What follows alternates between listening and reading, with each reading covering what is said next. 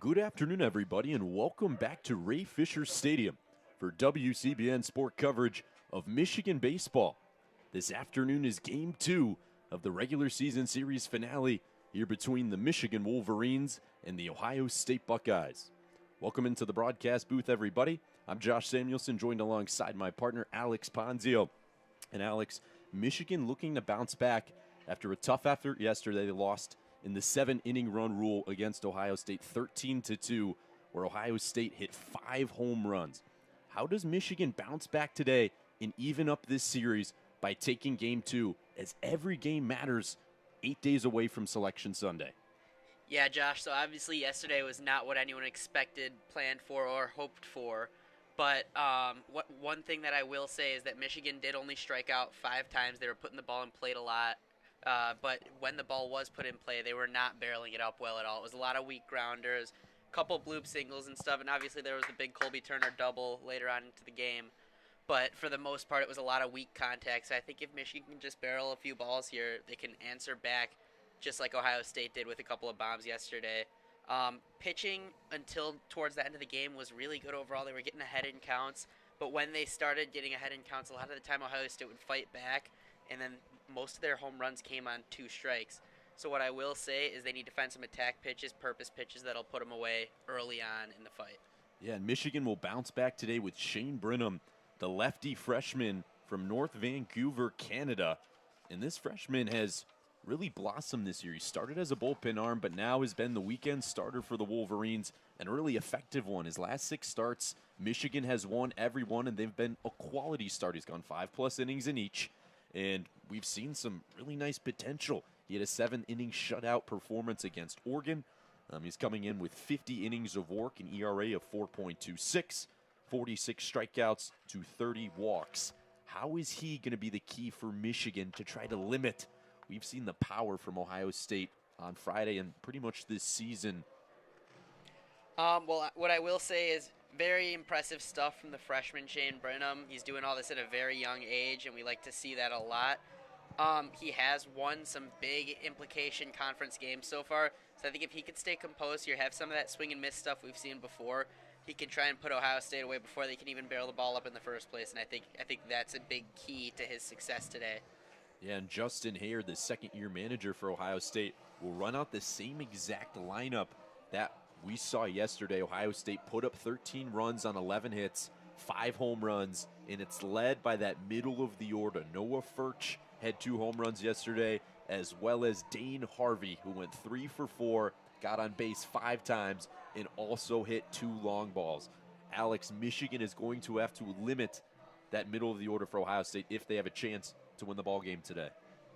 Yeah, and like you said, they trotted out the same order as yesterday. Why wouldn't they? They had incredible offensive production all game against some high-quality pitching. We even saw some guys shoving some high velocity there towards the end, and Ohio State just answered everything. So I think that, like I said, if we can prevent them from barreling the ball up and just get these at-bats done with early instead of letting these fights continue on and on and on, I think there's a good way to contain it. There's a good plan to that, and I think that Michigan can bounce back and win this game today.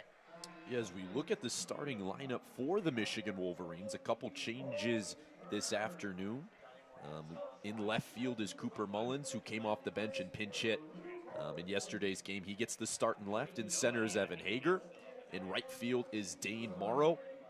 And then in the infield for the Wolverines, it's as usual, Drew Culbertson and Colby Turner up the middle. Austin Fort and Jeffries on the corners. Cade Ladahoff got the start at first base yesterday. However, Matthew Ossenfort pinch hit for him in the 5th and now gets the start here this Friday afternoon. Noah Miller behind the dish. And then, like we mentioned, Shane Brenham, the talented freshman who's flashed so much potential on the bump for the Wolverines. The number 3 player out of Canada. He was actually drafted by the Dodgers in last year's draft in the 20th round, but chose to come to college. Has made the right decision as he gets his 9th start of the season and his final one in his freshman year at Ray Fisher Stadium. Yeah, and Michigan's certainly happy that he decided to come back and play some college ball because he has been outstanding all year. Had a couple of rough starts back to back, but still ended up pulling off the wins. So I think that Michigan is ecstatic to have him on the mound tonight in a very important game. Yeah, and like we mentioned, Ohio State, the same exact starting lineup. We have Alex Bemis leading off, Henry Kazmar batting second. The 3-4-5 hitters are Noah Furch, Dane Harvey, and Simpson. Then you have Mason Eckelman, the catcher. Batting 7, 8, 9 is Lee Ellis, Mangrum, and Henry Vanden Heuvel for the Buckeyes. As we are almost underway here at Ray Fisher Stadium, Game 2. Ohio State won Game 1. And like we mentioned, each game so crucial for the Wolverines. Right now, 40th in RPI. As Selection Sunday, 9 days away. The Big Ten tournament next weekend. Michigan still 6th in the conference rankings right now. They sit one game back of Oregon and Purdue. So every game matters, Alex, when that double bye is so coveted. The top 4 teams in the Big Ten get it, and Michigan is looking for it next weekend in Omaha. Absolutely, and similar to yesterday, tonight there's a lot more on the table than there normally is, even for this usual big rivalry game against Ohio State. These two are going to be at each other's throats all night, and I'm really excited to see it, Josh. I can't wait. First pitch, you're at 4:02. About 68 degrees, a little bit of breeze, and some clouds in the sky in Ann Arbor. The first pitch from Brenham is upstairs for ball 1. Here to the left fielder, Alex Bemis. 93 on that fastball, so some velocity early for sure. The 1-0 in there for strike 1. Alex Bemis was 1 for 3 yesterday. A pair of strikeouts and a pair of walks.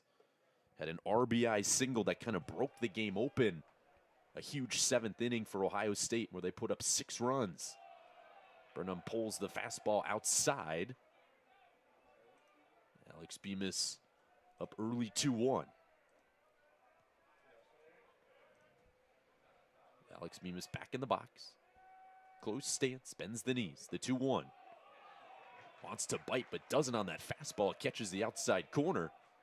Says home plate umpire Pete Peterson. It's 2-2. 4 straight heaters to begin from Brenham. Let's see if he goes back to it.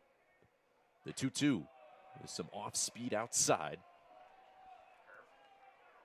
Brenham, a 4-pitch mix, a fastball, changeup, curveball, slider. But he does lean heavily on that fastball, as we've seen in previous games. He's known to throw the fastball at a much higher rate than any other pitches. Full count, yeah. Bemis takes ball 4. A leadoff walk issued there from Brenham. And Ohio State trying to pick up where they left off on Thursday night. It'll be Henry Kazmar, the shortstop, stepping into the left-handed batter's box.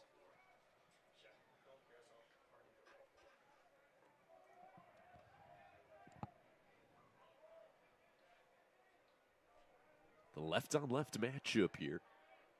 The first pitch to Kazmar, takes it center cut for strike 1. Starts him off with some off speed there. Yeah, Kazmar's a dangerous hitter, as we saw yesterday. He did hit a big home run yesterday, one of the 5 Ohio State had right there. So Brenham delivery is upstairs, 1-1. Wolverines a little bit of a shift here against a pull hitter like Kazmar. Jeffries there at third base. They shift Culbertson on the right side of second base, so 3 infielders on the right side. Brenham's 1-1 delivery, popped in the air, foul ground. Over there is Ossenfort. He calls everyone off, and he makes the catch near the Ohio State dugout for out number 1. Noah Furch now up to the plate for Ohio State. Dangerous guy to have come up right now, but also hits the ball hard, so a little hard ground ball turn 2. Get us out of the inning right here, Josh. That's what Michigan wants to order. Here, Noah Furch needs to be limited, like you mentioned. 2 home runs yesterday. And checks his swing. Yes, he did for strike one. Noah Furch, lots of extra base power. 11 home runs this year, and OPS above 900. Has really liked that 3-hole all year as he takes a slider quickly down 0-2. One out here in the top of the first inning. The leadoff hitter, Bemis, reached on a walk. Furch waits, the 0-2 delivery, lined up the middle, but caught by Turner. The relay first, a double play. Not the double play we thought we were going to get, Alex, but we got one anyway. Hey, either one works, and Michigan finds a way out of a jam right there. Let's see what this Wolverine offense has to bring for us as a nice end to the inning for the Wolverines. Yeah, Noah Furch hit it hard, but Michigan played him perfectly with 3 infielders on the left side. Colby Turner there, and gunned Alex Bemis down there at first base, who got a poor read over there.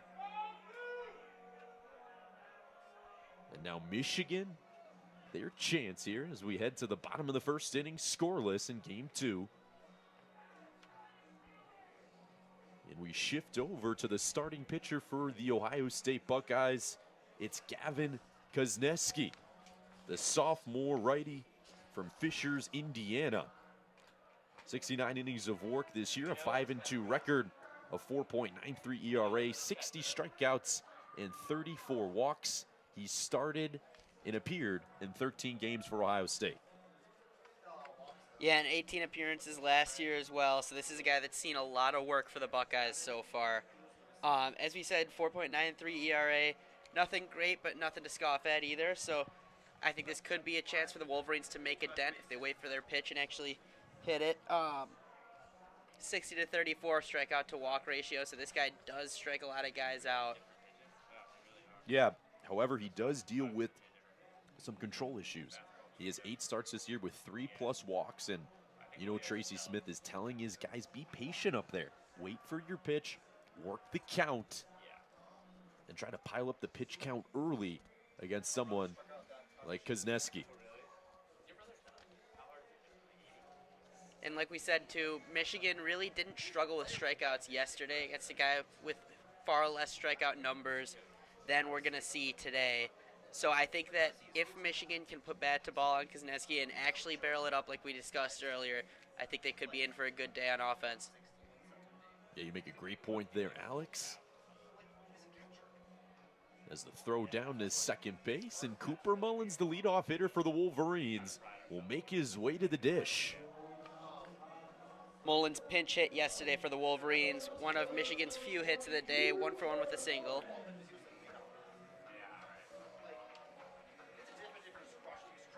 And a great walk-up song as well. I was about to say the same thing, Josh. Drift Away by Dobie Gray. So the lefty on right matchup. Cooper Mullins steps in for Michigan. From the windup is Kozneski. The first pitch fouled back to the screen for strike one. Like you mentioned, Cooper Mullins pinch hit yesterday.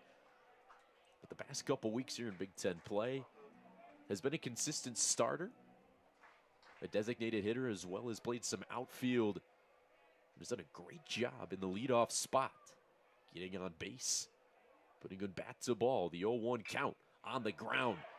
Knocked down there by Kozneski, rolls to his left and flips it over to Dane Harvey for out number 1 here in the first.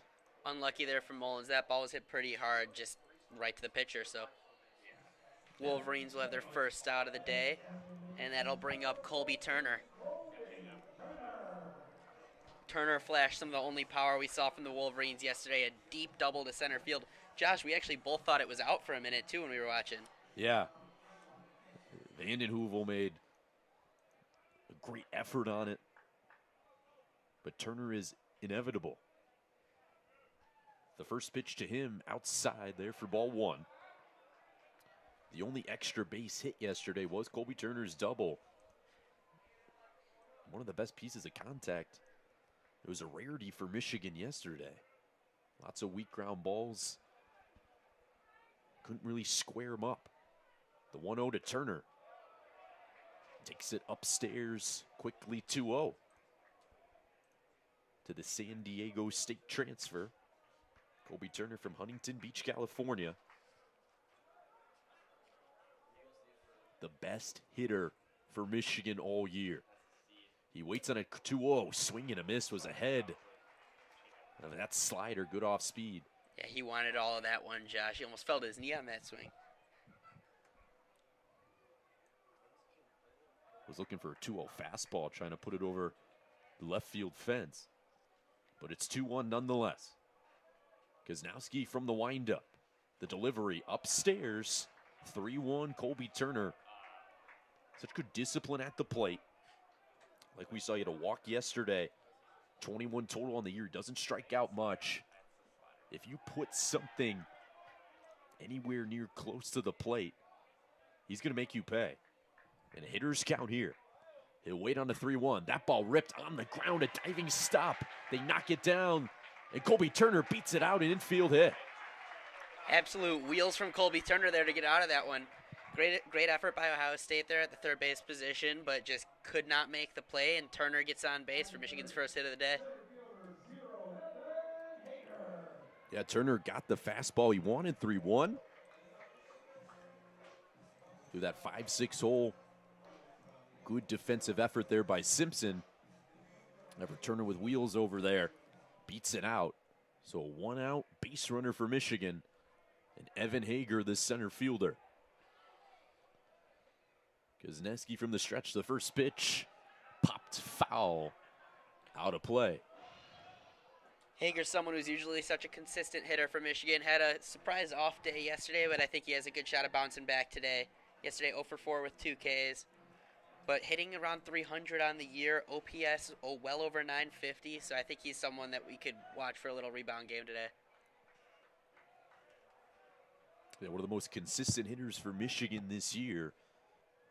An OPS of 950. As that ball's chopped near the pitcher, Kozlowski, a nice snag, and throws out this speedy Hager. Turner advances to second base. So Michigan will have a runner in scoring position with 2 outs here in the bottom of the first inning.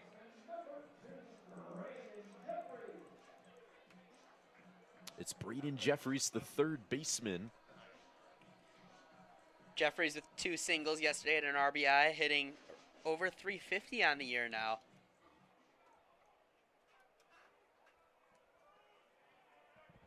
Yeah, been one of the most reliable hitters with runners in scoring position for the Wolverines. He waits on the first pitch. In there on the outside corner for a strike. Jeffries has now reached base safely in 26 straight games. It's been his massive hot streak he's been riding since early April. As he fouls that down the left field line, slicing into the football complex down there. Quickly 0-2 to Jeffries with Turner on second base. He reached on an infield single, advanced on the ground out by Hager. As Jeffries calls time. Kicks the turf, resets, now steps into the box. A slightly open stance. Wiggles his bat there above the helmet.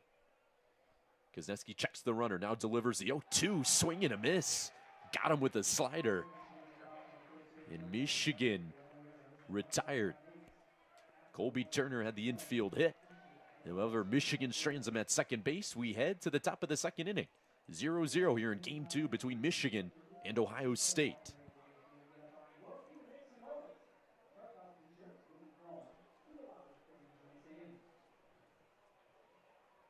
As Shane Brenham trots back out to the mound to start inning number 2.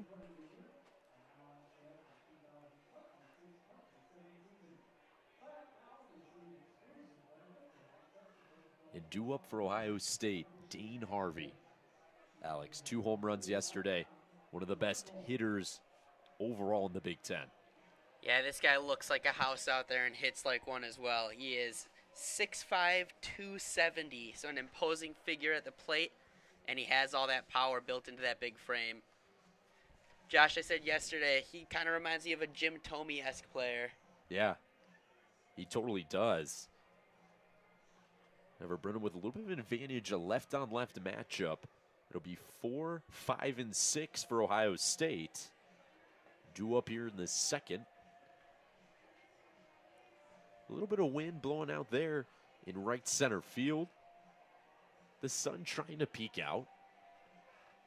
The lights are on at Ray Fisher Stadium. It's only 4:16 p.m., but it's kind of dark here in the middle of May. It's supposed to be 80 degrees, though, tomorrow for Senior Day. Yeah, and that'd feel like a gift right now after some of the weather we've been through lately, Josh. A lot of rain lately, a lot of colder weather, and even when it has been warm, really cloudy. Tomorrow we're supposed to finally get the first sunny skies that we've seen in a long time, so looking forward to it. Yeah, right when the regular season ends. Welcome to Midwest baseball. And here comes Dane Harvey, an aggressive shift for Michigan. 3 infielders on the right side. And Drew Colbertson, the shortstop, on the only one on the left side, and he's playing his natural position a little bit shaded towards second base. So Harvey, a lot of room to work with to the left side of the field as he takes strike 1 from Brenham. The 0-1 in there for strike 2, 93 painted. There on the inside corner, Brenham quickly up to an advantage count. He wants to stay in against Dane Harvey.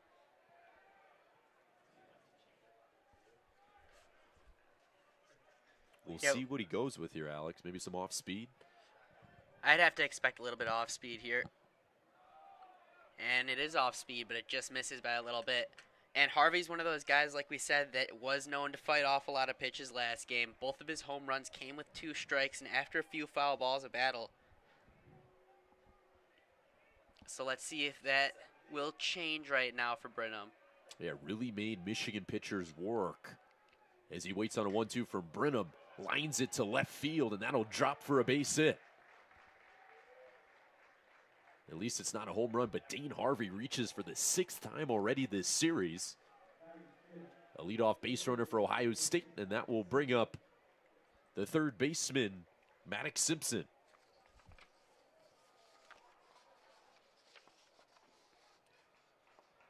Simpson yesterday was 0 for 2 with a strikeout and was pegged by 2 pitches, so maybe these guys don't like him too much, Josh.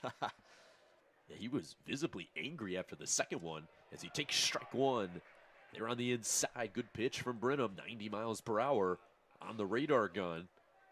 We've seen Brenham early sitting in the lower 90s. Takes a look at Harvey, now delivers, swing and a miss. Simpson crossed up on that off speed. Looked like a slider there. Quickly down 0-2 to Simpson. And so far, Brenham doing a good job of getting ahead of these Ohio State hitters. Brenham from the stretch. The 0-2 delivery just misses down low. Harvey retreats to first. Ossenfort will hold him on over there. Simpson steps back into the plate. Brenham works quick from the stretch. Kicks, deals, bounces inside. Good take there from Simpson, not chasing the off speed, even at 2. Yeah, really good discipline from Simpson there, Josh. Simpson with 20 walks this year. And like we said, these Ohio State guys fight late into the count as Simpson with a line drive over into right field. That'll advance Dane Harvey to second. There'll be runners on 1 and 2. Yeah, that's a very good piece there from Simpson. That ball fading, to the outside, trying to just sticks his bat out there. And able to put it by Ossenfort. Almost hits Harvey. Do a little dodgeball action there. But now 2 on, nobody out. Ohio State making Brenham work here in the second inning. Yeah, it sliced almost as much as one of our drives on the golf course today, Josh. Shout out Leslie Park for having us out there. That'll bring up Mason Eckelman, the catcher, with 2 on. That slider misses upstairs. Not a kind reaction from the crowd or the Michigan dugout.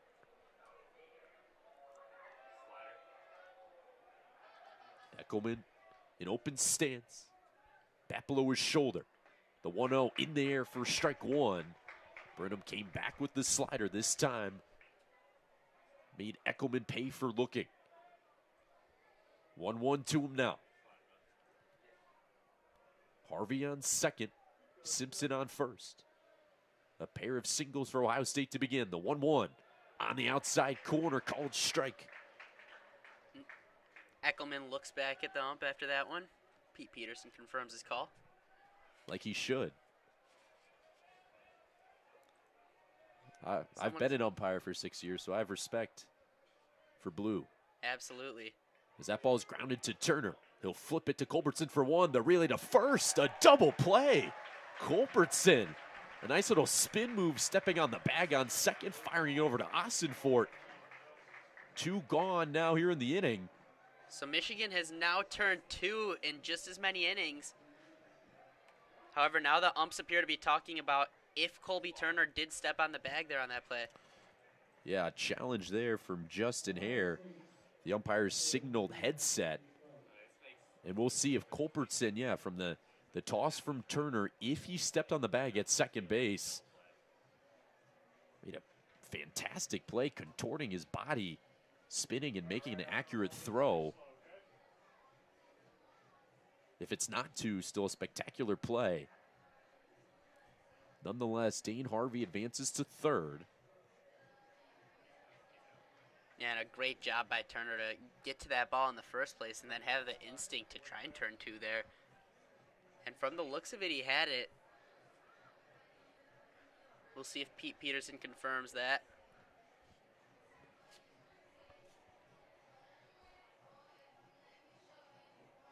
As the umpire's taking a look there. The replay courtesy of Big Ten Plus. As they exit, the call momentarily.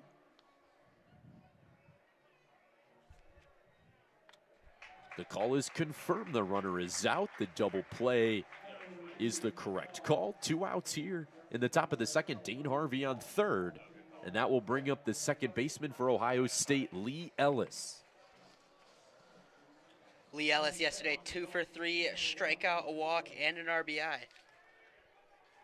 So 2 singles, both were pieced pretty well. Nice little line drives. Brenham now from the windup. The pitch in there for strike. An interesting defensive formation for Michigan. They got 3 infielders to the left side. However, Jeffries playing even with the bag at third. Ossenfort playing almost at the infield grass. As Brenham calls time.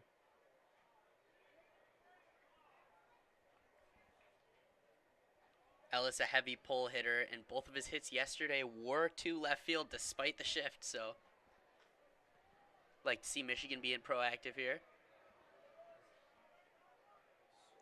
Brenham here. Now from the stretch. The pitch misses outside and up. The slider there at 79 miles per hour from Brenham. Big at bat here for Michigan. The pitch from Brenham hit into right center field, and it's dropping for a base hit. A 2-out RBI single for Lee Ellis. Dane Harvey scores. Ohio State takes a 1-0 lead here in the second. Yeah, just kind of poked that one out to center there, Josh. Yeah, nothing special there from Ellis. Just right back up the middle where it came from. Well, on the bright side for Michigan, this is probably who they want to see in a situation like this at the plate. Grant Mangrum, 0 for 3 yesterday with 3 strikeouts and a walk. So we'll see if that trend continues here for Brenham. As Brenham checks on Ellis as he dives back into first base safely. We mentioned yesterday, Ellis, 16 stolen bases.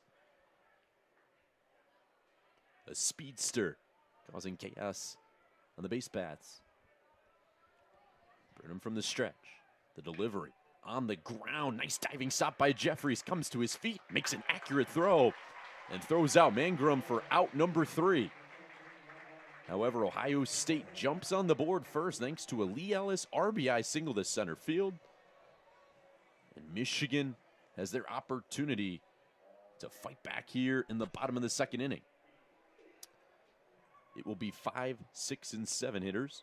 Noah Miller, Matthew Ossenfort, and Jack Lafitte.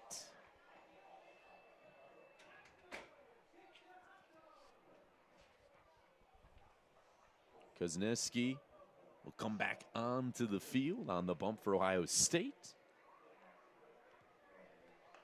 And Noah Miller seems like a good guy to get a little rally started for Michigan here. He's top 5 in nearly every hitting category for the team this season. And really has just been effective overall on both sides of the field. So, yeah, who'll lead off for Michigan. Noah Miller yesterday 1 for 3 and a base hit. Plays spectacular defense. Great blocks. And he'll hopefully get this offense started. Michigan been a little stagnant. Had 3 runs in their loss to Kent State, only 2 yesterday. This game's so significant for the Big Ten tournament, for the NCAA tournament. Every at-bat matters as we head closer to playoff baseball. As Noah Miller gets situated, gets on his maize batting gloves, and steps up to the plate. I like the uniform battle here today. Michigan with the blue jersey, striped pants. Ohio State with the scarlet jerseys and the gray pants. and if you're any kind of baseball guy, you love pinstripes, and I love to see Michigan rocking the striped pants right now. Oh, yeah. Kozneski from the windup. The first pitch to Miller. Inside for a ball. Miller, number 4, is a redshirt sophomore and started as a catcher for the Wolverines in the last 2 years. As he waits from the 1-0 delivery from Kozneski. As that sliced foul near those cars there down the right field line. Alex, we took a gamble today parking over there. However, I think we are far enough away to not be hit by any foul balls. I've had a rough situation like that in the past. So I think we parked well far enough away. Unless we have Barry Bonds on either of these teams, I think we're safe. As that's a ground ball knocked down there by Simpson. Noah Miller will beat it out for an infield hit to lead off the second inning. He hit it hard to the third baseman Simpson, who made a nice diving attempt at it. Good hustle there from Noah Miller. Don't usually see catchers beat those out. So Ossenfort will step up to the plate. Ossenfort, as we said, pinch hit yesterday. He did strike out in that appearance, but overall on the season has been a pretty consistent hitter for the Wolverines. 6'3" junior. With Miller on first, Ossenfort steps up to the plate. The first pitch to him, swing and a miss. Behind on that fastball at the top of the zone. 89 there on the radar gun from Kozneski. Ossenfort back in the box, bends those knees, closed stance. Slight bat wiggle. He waits on the 0-1 delivery. That ball high and outside. Noah Miller, not much of a base stealing threat. 2 for 2 on attempts this year.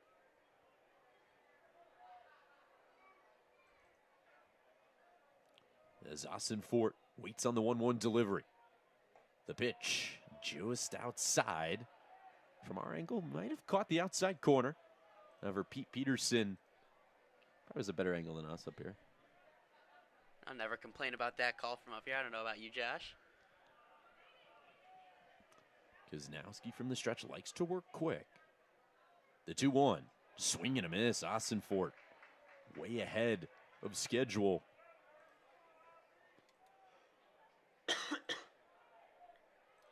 Ossenfort, a South Dakota native, but he did transfer from North Carolina State. The 2-2 to him now. Kozlowski kicks, he deals. That ball laced into left center field. And that ball's all the way to the wall. Rounding second, getting the wave home. And now the stop sign is Noah Miller. However, Ossenfort with a double. Runners on second and third for Michigan as they're in business here in the bottom of the second inning. Yeah, we love to see that, Josh. The extra base hits are coming a lot earlier today than they did yesterday, so we love to see that. And Ossenfort with an absolute rip into the gap right there gives Michigan a little bit of life here early on in the game. Yeah, nice piece of hitting. Left center approach going opposite way. And Ossenfort, who has projectable power at that 6'3" frame, makes Ohio State pay. And now an opportunity for Jack Lafitte, the DH. The first pitch to him hits him on the left elbow. The bases are now loaded with nobody out. And Dane Morrow, the right fielder, stepping up, looking to deliver the first runs of the game for Michigan. Morrow with an OPS above 750 on the year. This is the kind of guy you'd like to have in this situation. Am I right, Josh? Oh, yeah. Yeah, someone who's come off the bench a lot as a pinch hitter and runner to begin the year. However, he started 7 of the last 8 conference games before yesterday's game. And he's hit .350 with 4 RBIs. He's got good projectable power. An OPS of 773, but slugging over 400. Yeah, so some real pop here from Dane Morrow. And we'll see if he can capitalize on that. Dane Morrow didn't appear in yesterday's game. And now bases are loaded for Michigan. Kozlowski's first pitch on the ground to second base. Harvey makes the play, flips it over to second for one. The relay to first, not in time.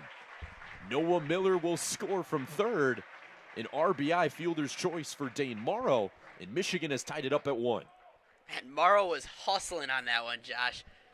Gave every little bit of effort he had there and completely beat out the play. They didn't even try the throw. Someone get a check on his 60 time for me. Dane Morrow does his job, puts the ball in play, like you said. And good things happen when you do that. And now we're knotted at 1. Runners at the corners for Michigan. And Drew Culbertson, the shortstop, up at the dish. Kozlowski's first pitch to him. Floats in there for a strike. Looks like a curveball there at 76 miles per hour. Drew Culbertson batting below 200. And is hitting .203 with runners in scoring position. Looking to deliver now, though. He waits on an 0-1, flashes bunt, and fouls it off the catcher, Eckelman. Maybe a little dramatic there from Eckelman. He stop, drops, and rolls. Culbertson, someone with 10 sacrifice bunts this year. Tracy Smith not afraid to give him that sign with the runner on third base. But now 0-2 count.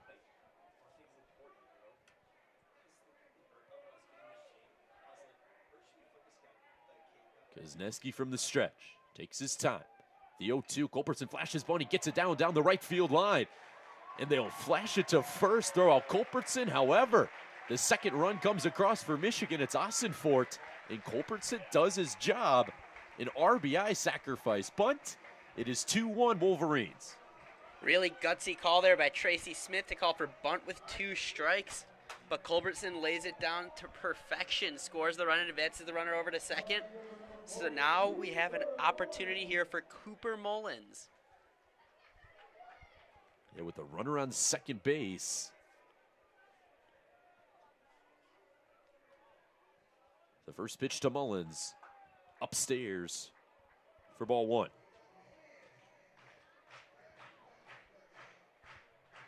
Jack Lafitte there on second. He's got some speed over there, the freshman. Mullins waits on the 1-0 offering. In there for a strike. Mullins grounded out to Kozneski. Back in the first inning. Michigan looking to continue to add on. Scored 2 now here in the bottom of the second inning. Kozneski delivers the 1-1 to Cooper Mullins. A swing and a miss on an 89-mile-per-hour fastball.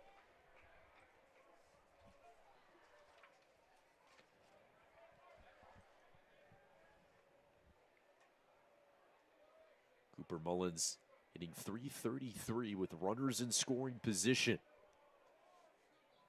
With Lafitte on second. The 1-2 bounces outside. Nice block there from Eckelman. 2-2 here to Cooper Mullins. We're trying to make the starter Gavin Kozneski work. He has 25 pitches so far. The second time this Michigan batting order has faced him. Mullins in the box. The 2-2 on the ground to third base. Speared there by Simpson. A routine play to first will throw out Cooper Mullins. Michigan is retired, but not before they put up 2 here in the second inning. And they hold a 2-1 lead as we head to the third. Shane Brenham walks out to begin.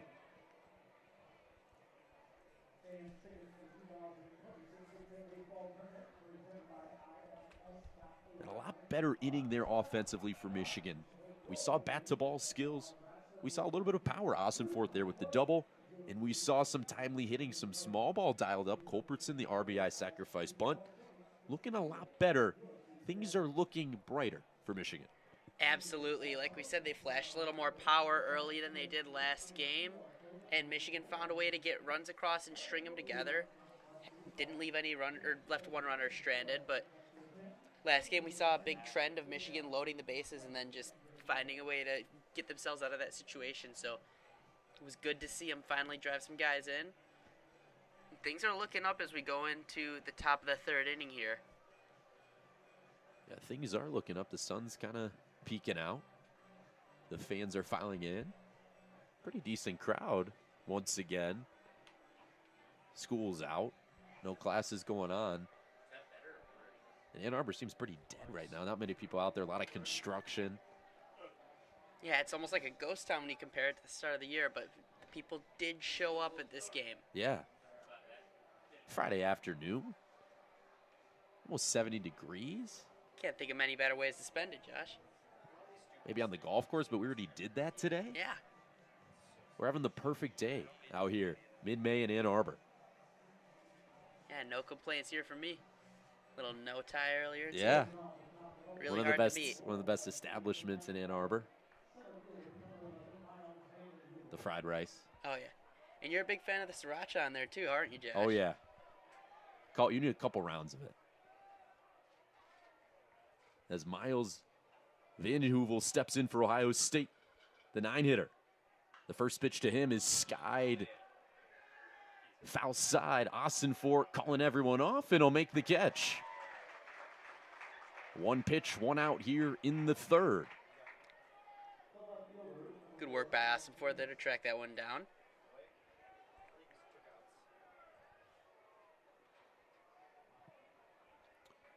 As the lineup flips over, it's Alex Bemis. Stepping back up to the plate, he walked in the first to Brenham. The first pitch to him misses low there for a ball. Alex Bemis, a transfer from Gannon University. Funny stat, 10th all-time in Gannon program history in doubles. You learn something new every day. Absolutely, Josh. If you have Gannon University trivia night. Alex Bemis waits on the 1-0 inside for ball 2. Brenham tried to dial up the heater there at 90 miles per hour. Where is Gannon University? I couldn't tell you. I clearly would not be good at Gannon University trivia night. I'll tell you that much. Outside there. Would have hit a left-handed hitter in the head. 3-0 now to Alex Bemis. Gannon University is in Pennsylvania. East Coaster. Very small school, 4,600 students. Opened in 1926 as Bemis takes a 4-pitch walk there from Brenham. Trots over there to first base. His second walk of the ball game. And now will be the shortstop, Henry Kazmar, who had himself a day yesterday. A 3-run shot that gave Ohio State a 5-2 lead in Thursday's victory. And no strikeouts for him either, so you can't expect him to put the ball into play here. The first pitch to him, inside there for a ball. Brenham has struggled a little bit with control here. 2 walks in 2 1/3 innings of work, and here comes the pitching coach for Michigan. A mound visit as the infielders convene to the mound. I like this call here. He's clearly a little bit in his own head, so calm the nerves down a little bit, get back to what he's been doing for the first couple innings here. Yeah, the 5th ball in the row. It's WCBN Sports coverage of Michigan baseball. 2-1 Wolverines here in the top of the 3rd inning. Game 2 of the regular season series finale between Ohio State and Michigan. One of the biggest rivalries in college sports and in all of sports, to be honest, Alex. Absolutely. College, professional, I don't think many things can top this long-standing rivalry. As Brenham gets calmed down by the mound visit and fires in a strike. 1-1 now to Henry Kazmar. 23 doubles for Kazmar. Leads the Big Ten. Has a lot of extra base power as that one's flied out of play right behind us. 1-2 to Kazmar now. Yeah, Josh, I don't know how many rivalries can really top one where the schools refuse to say each other's names half the time, so. Yeah, especially what we've seen on the football field the past couple years with the flag planting. Laws had to be created. Had to be is debatable, but they were created. Ryan Day. As that fastball misses upstairs, 2-2 here to Kazmar.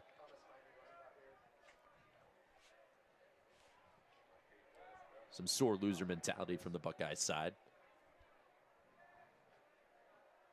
The 2-2. That one's fouled off the handle, out of play. Alex Bemis on first base. 1 out here in the top of the 3rd. Brenham yet to record a strikeout. Ohio State doing a good job of making him work, putting balls in play. The 2-2, swing and a miss right on cue. Brenham's first strikeout as Kazmar goes down swinging. There's 2 gone here in the 3rd.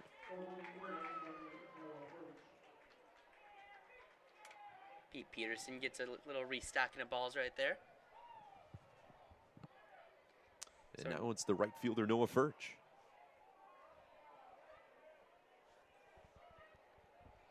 Yeah, this stretch of 3 batters here, Josh, had every single home run for Ohio State yesterday. So, love to see that we already got through one of them. See what can happen with Noah Furch here. As Brenham checks on the runner, Bemis, retreating to first base safely.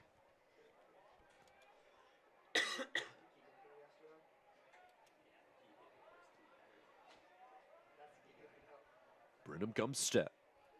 Takes his time. The first pitch misses low. Miller snaps up. Taking a look there at first base. Alex Bemis heads back there quickly. Yeah, yesterday, Josh, it felt like there were an abnormal amount of pickoff attempts on both sides. Yeah. Wanted to keep those runners close. The 1-0 ripped on a line. Culbertson, what a snag at short. Da-na-na, na-na-na. Little Jumpman type catch from Culbertson right there. What a grab as Michigan retires the side. We head to the bottom of the 3rd. Culbertson. I see you, kid, getting up there. Yeah, full extension right there, Josh. What's his vertical looking like there? Get him on the basketball team. As we head to the video scoreboard, we got an outfield dash. to see these kids go.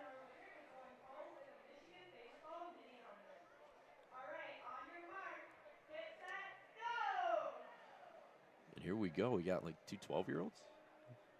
Something like that. Here we go in their left center field. They make the turn now to center. There's one kid in the lead by about 4 feet, but the other kid's closing in. We're tied now. That kid's making a comeback. That kid was sandbagging. Here he goes down right field. Oh, and he is gassed. He's falling behind fast, Josh. Wow, Michael wins. What a comeback from him. The outfield dash. Getting the kids involved. Lots of kids in the stands here today. Absolutely. They got the inflatable slide set up over there for him. Oh, yeah.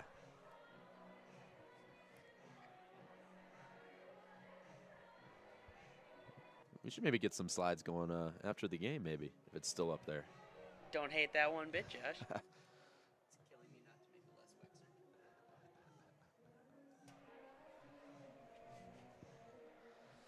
less vexing. As we are about to begin the bottom of the third inning, Michigan holds a 2-1 lead over Ohio State here in Game 2. And it will be the 2-3-4 hitters for Michigan. Colby Turner will lead off the third. He singled last time up, an infield single actually. Used those wheels. Has also acquired 11 steals this season. Tell me something he can't do, Josh. Exactly. The first pitch here to Turner. Swing and a miss. Slider crosses him up. 0-1 now to Colby Turner. Now sets his feet. Close stance. About 85 degrees. And that ball's popped a country mile in the air. Shortstop side. Kazmar calls everyone off. Takes a few steps in and makes the catch. One out here in the bottom of the third. The center fielder, Evan Hager, now stepping in for Michigan.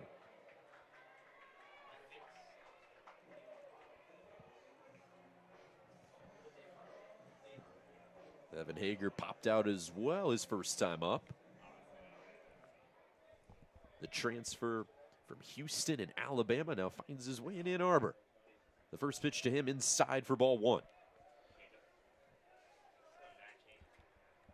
Hager, like we said, has been a very consistent hitter for Michigan so far. We'll see if he can be a little spark plug here right now. From the windup is Kuzneski. The first pitch, the second pitch fouled away. 1-1 now to Hager. And Hager started off the season strong. Was the surprise college baseball series tournament MVP that Michigan took home the first week of the season in mid-February. One of those games they knocked off top 25 Oregon State. Kind of made a statement to begin the year that this could be different. And it has, as they're competing for their first NCAA tournament berth since 2022. As it's now 2-1 to Hager. He took a ball high. And something that Hager's kept that momentum going throughout the year. The 2-1 fouled back to the screen. Into the suite right to the left of us. Free souvenir for those kids. That was surprisingly close. I know. I heard the bang and figured it was the little awning above the fans there.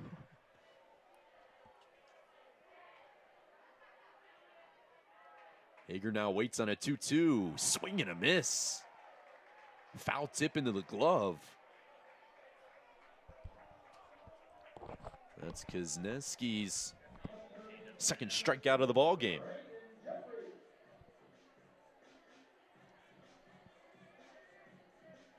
And now will be the third baseman, Braden Jeffries. Now 2 gone in the bottom of the third. Michigan holds a 2-1 lead. The first pitch to Jeffries is dribbled foul near that Ohio State dugout. Looks like that one stung his hand a little bit there. Yeah, never a great feeling. Luckily, it's 70 degrees. Can't imagine how that would feel when it's 40. Not fun. It's like blading your iron or hitting it off the end of the bat with no batting gloves. It's never a good feeling. No, not ideal. Here's the 0-1. Misses low. Almost hits those Nike cleats inside, but it's 1-1 now to Braden Jeffries. 40 RBIs now in the season, 2 home runs. Hitting above 350. Someone that's flourished as the season has gone along. The 1-1 almost hits him some chin music. Almost 90 to the dome. Oof.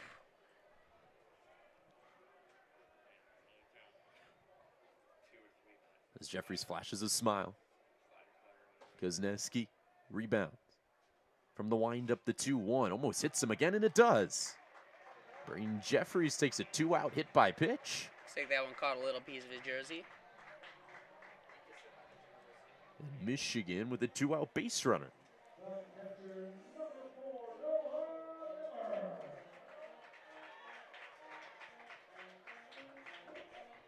So it'll bring up Noah Miller, who's 1 for 1 so far today. Run scored.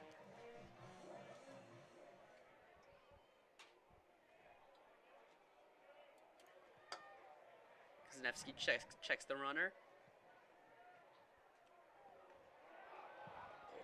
And he's in a little rundown now.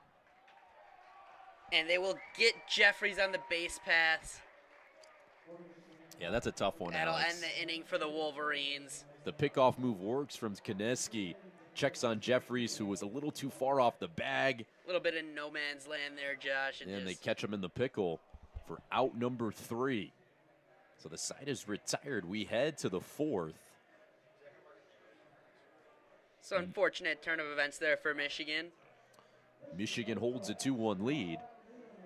And so far, pretty quick moving game. We're through 3 here. 4:52 p.m. in game 2. Michigan offense struck back in the second inning. They put 2 on the board. Ohio State scored in the top of the second thanks to a Lee Ellis RBI single. And as we head to the 4th, Ohio State with their 4, 5, 6 hitters, and Dane Harvey leading off once again, who had a single last time he was up.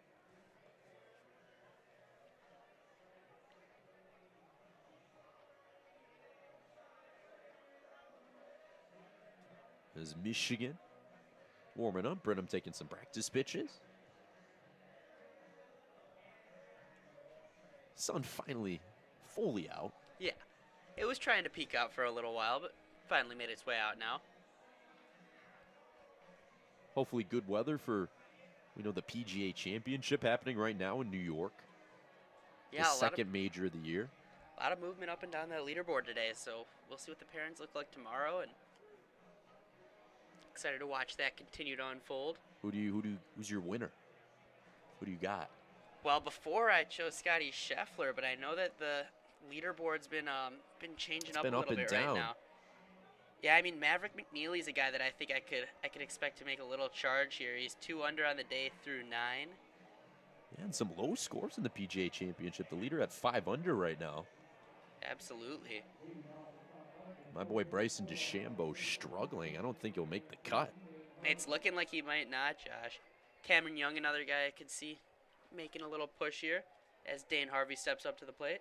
We resume coverage here of Michigan baseball, and Dane Harvey takes ball 1 inside. Again, that extreme shift, 3 infielders to the right side. Dane Harvey went the other way last time with a base hit. Burnham from the stretch. The 1-0 center cut fastball for a strike. Yeah, and there's no one within a good 80 feet of third base right now, Josh. Yeah. That's what I always say when I see it on TV, just throw a bunt down there. Yeah. The 1-1 to Harvey. Miller tried to frame it, but called a ball. Harvey, another one of these transfers from a junior college, from Cali County Community College. Was also a strong hitter there, hit 350 with 13 bombs as he fouls that back to the screen. And he's replicated that this season, 342 average, 19 home runs, 55 RBIs. He's slugging almost 800 this year. He waits on a 2-2 offering. Fouls it back into the seats. And out of the stadium, not that many souvenirs here for these fans. Kind of just leave the yard. Absolutely, and then they have that net there too. So most of the fans sit pretty close. Most of the balls that they would get a chance at caught up by that net, but we did appreciate it there. And rung up for strike 3. Dane Harvey gets caught looking. Shane Brenham with his second strikeout of the ball game. 1 out now here in the top of the 4th. Little sigh of relief there. Always good for opponents to see Dane Harvey walking back to the dugout. Yeah, and it looked like he kind of knew it too. Absolutely, he was disappointed in himself there. Some late movement there from Brenham. That will bring up the third baseman, Maddox Simpson.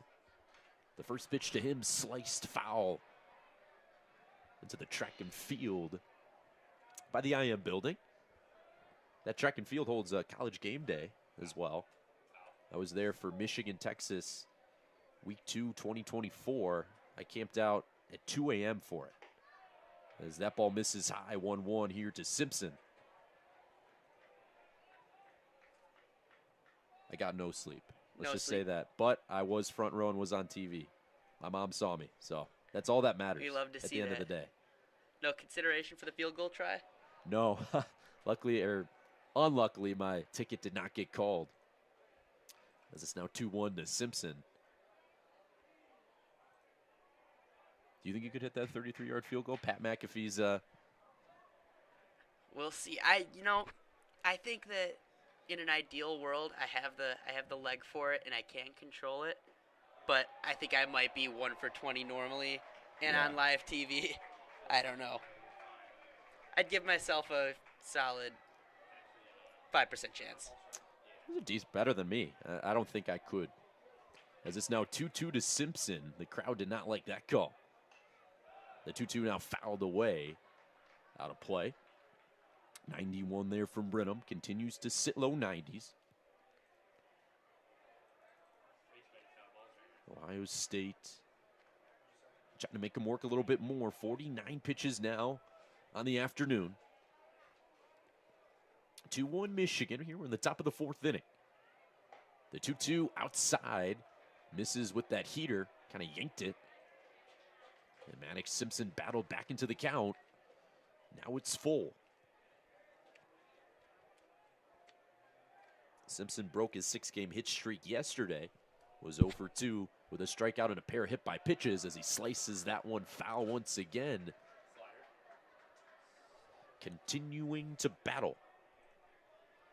This is characteristic of what we saw yesterday out of much of this Ohio State team. Just long battles, really making the pitchers work to get their outs here.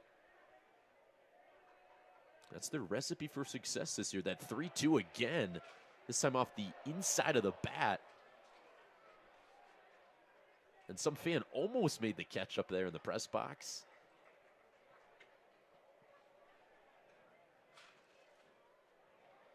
Gotta have your head on a swivel. The kids to our left got a foul ball hit to us. Now to the right, we're next. That's when we're saying thank goodness for that net right now, Josh. The 3-2 foul down the right field line. That ball was hit hard. That's what Simpson did his last time up to the plate. Just stuck his bat out and poked it to right field.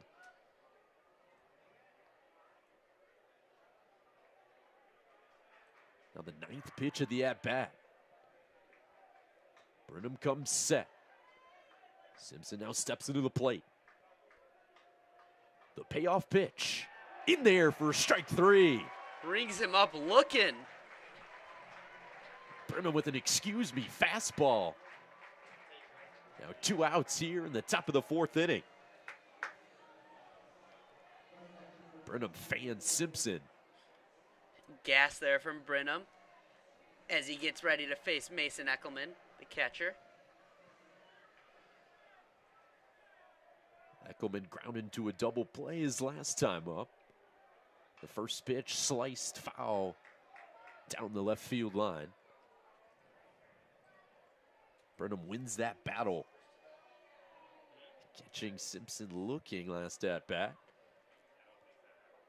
Brenham's third strikeout of the ball game, as that slider just misses inside. 1-1 here to Eckelman, who hit .281 with 5 home runs last year. Now is improved, hitting .311, 8 bombs, 46 RBIs, lots of extra base hits. Leads the Big Ten in triples with 4 as he takes that ball downstairs. It's 2-1. That's interesting too, Josh. It's rare that you see a catcher leading in triples. Guy's got some speed. The 2-1 in there for strike 2. Nice slider. Catching a lot of the plate. And Brenham 1 strike away.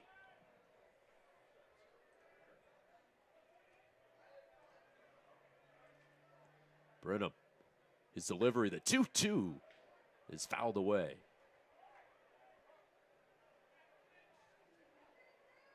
We see coach hustling after that foul ball. Pete Peterson, the home plate umpire, tells everyone to come set. Now the 2-2 here from Brenham again. That ball poked into left field. Under it comfortably is Mullins, and he makes the catch. Brenham retires the side in order. As we head to the bottom of the 4th inning, it's 2-1 Michigan here on WCBN Sports Radio.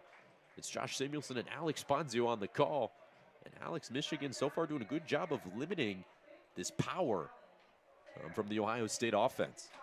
Yeah, and it's like night and day compared to yesterday, Josh. Ohio State really has not had any bombs so far, so it's good to see Michigan making some adjustments here. And on the other side of the ball, Michigan's been hitting a lot better early. They already tied their run total from yesterday in just 3 innings of work so far. So we'll see if that trend can continue here and if the Wolverines can really make a charge and take back a little win from Ohio State here. Yes. The pitcher for Ohio State, Gavin Kozneski, back on the mound. Will face the 5, 6, 7 hitters for Michigan. Noah Miller comes back up to the plate after Braden Jeffries got picked off there at first.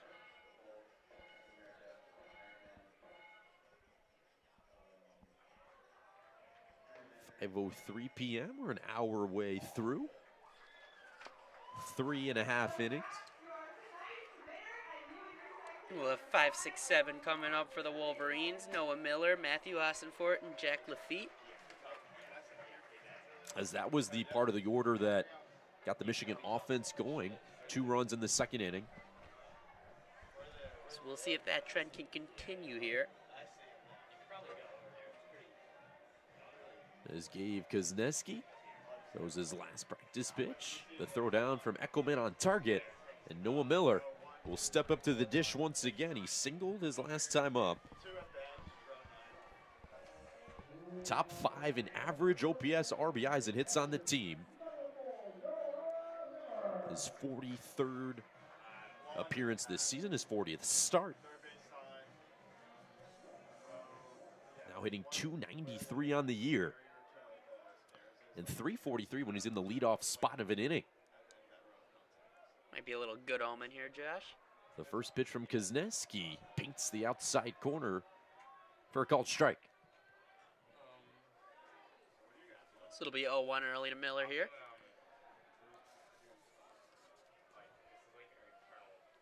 The 0-1 delivery, foul down the right field line. Off the wall there and right. Will bounce into play. Lee Ellis will have to recover the foul ball. 0-2 to Noah Miller. Senior day tomorrow for the Wolverines. The last few games here at Ray Fisher Stadium for the season. The spring season goes by so fast as Miller pops it into right field. A few steps coming in to his left is Noah Furch, and he makes the catch for out number 1 here in the bottom of the 4th inning.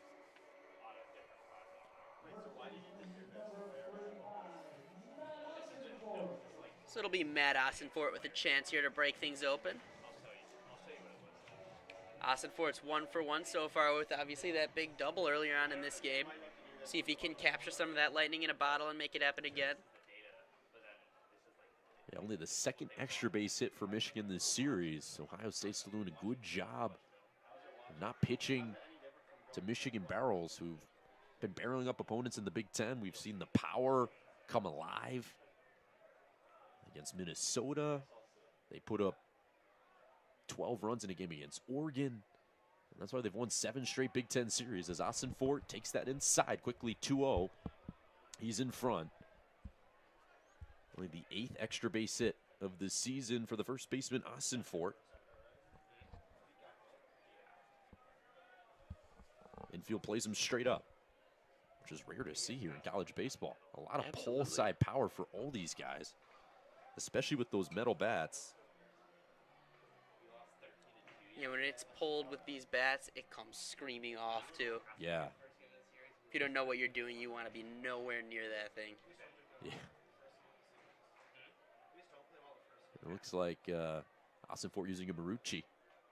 He waits on a 3-4 from Kuzneski. In there for a strike. No green light. 3-1 now here to Austin Fort. Do you remember what bat you used when you played baseball? Well, when I was growing up. As Austin Fort flies that into center field. Shallow coming in. Vanden Heuvel will make the catch as 5 Ohio State fielders kind of congregate out there in center field. 2 quick outs here in the bottom of the 4th. Yeah, Josh, growing up, obviously the orange Mako was like the prize of all prizes. But I always was a fan of the DeMarini Voodoo. Loved that one. Oh, Voodoo 1 was my bat. The gold Voodoo 1 I used my last 2 years of high school. It had me hit my first ever home run. Yeah? Ever. I had a couple of those growing up. I alternated between generations. How about you? You have a favorite? Was it that Voodoo, or you got something else? As Lafitte takes strike 1, I'd say that, or I'd do the Goods. Oh yeah. Oh yeah. The 2-piece Goods back in sophomore year. Had so much pop. Absolutely. As Lafitte checks his swing, no, he didn't. Says first base umpire Nate Thompson. 1-1 here to the designated hitter Jack Lafitte.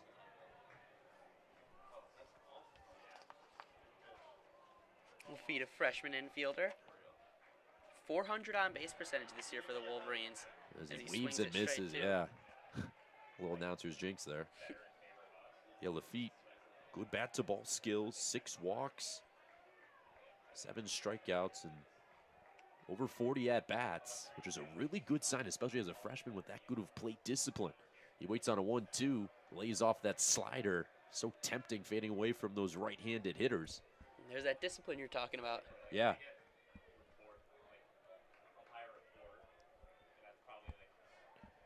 It was primarily pinch hit in conference play for Michigan, but got the start today. As he chops that foul down the first base line. Staying alive.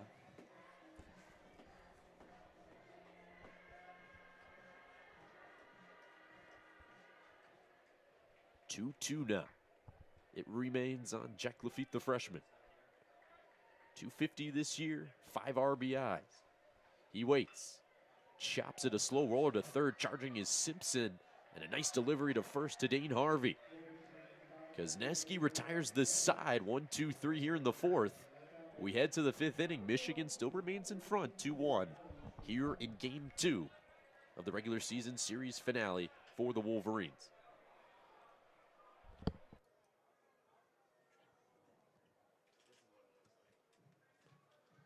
And Shane Brenham will trot back onto the mound for his 5th inning of work. So far, he's given up 3 hits, 1 run, 1 earned, 2 walks, and 3 strikeouts. It'll be the bottom of the order for Ohio State the second time they've faced him this afternoon. It'll be Lee Ellis, Grant Mangrum, and Miles Vanden Heuvel.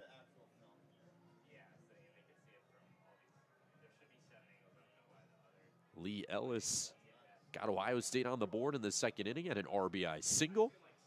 But other than that, Brenham's done a good job of limiting this Ohio State offense that ranks in the middle of the pack in total offensive statistics. However, as of late, you've seen the power they have at the top of their order.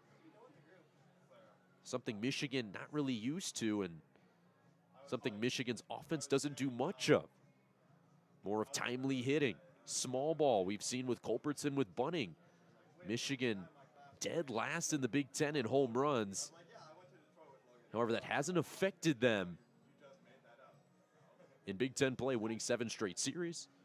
Currently sitting 6th in the rankings, and right now a 3 seed in projected NCAA tournament fields across many sources. Like I said, leading off the 5th inning is the second baseman, Lee Ellis.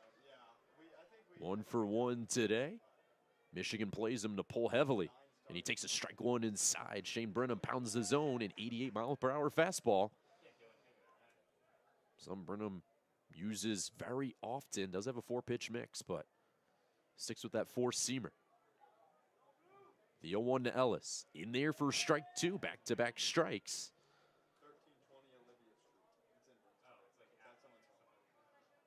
Lee Ellis takes his time, steps out of the box. Ellis hitting .266 this year, 7 home runs, 28 RBIs. Does have 4 triples as well. Waits on the 0-2. That ball hit well to right field. However, Morrow with some room, ranges to his left and makes the catch for out numero uno here in the 5th inning.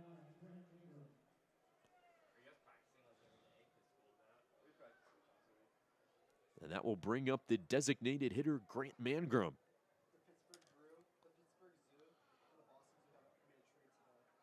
Who grounded out his only time up.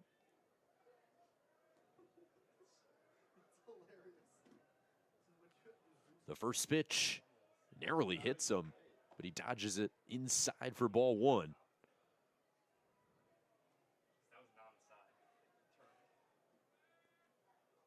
of a deceiving look there. Now 1-0. Burnham from the windup. The 1-0 delivery is cranked. Left field, no doubt about it. Goodbye. A solo blast for Grant Mangrum, and he's tied it up at 2.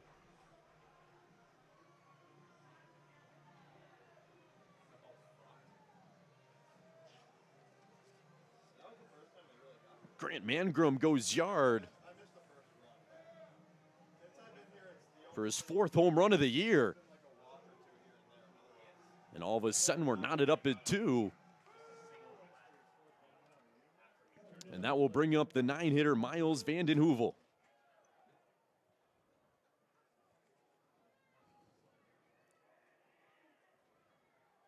Shane Burnham needs a little reset there, as he gives up his 2nd run of the ball game. And he's in there for strike 1, a 90-mile-per-hour fastball.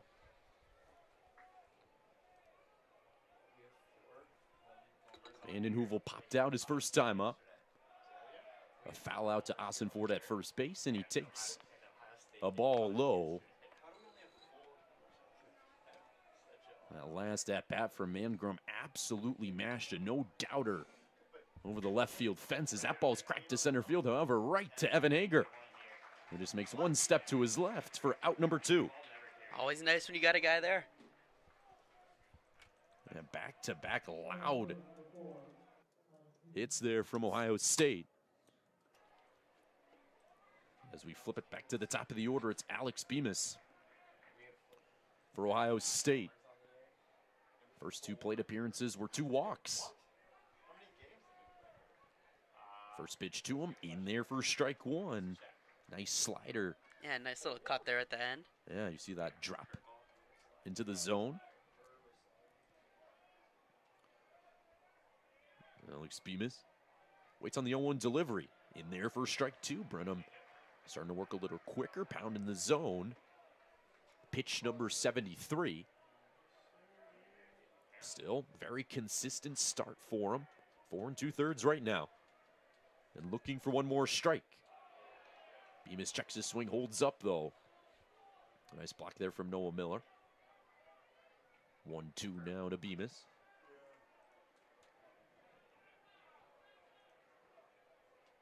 Resets. Spins the bat a couple times. Checks his helmet. Brenham from the windup, the 1-2, way outside. Good job by Noah Miller there to keep it in front. No runners on, but always like to see it. Always showing in the effort. Look like a hockey goalie out there snatching a ball out of the air or a puck. Bemis now sets up the 2-2 delivery here from Brenham. Outside corner, strike 3.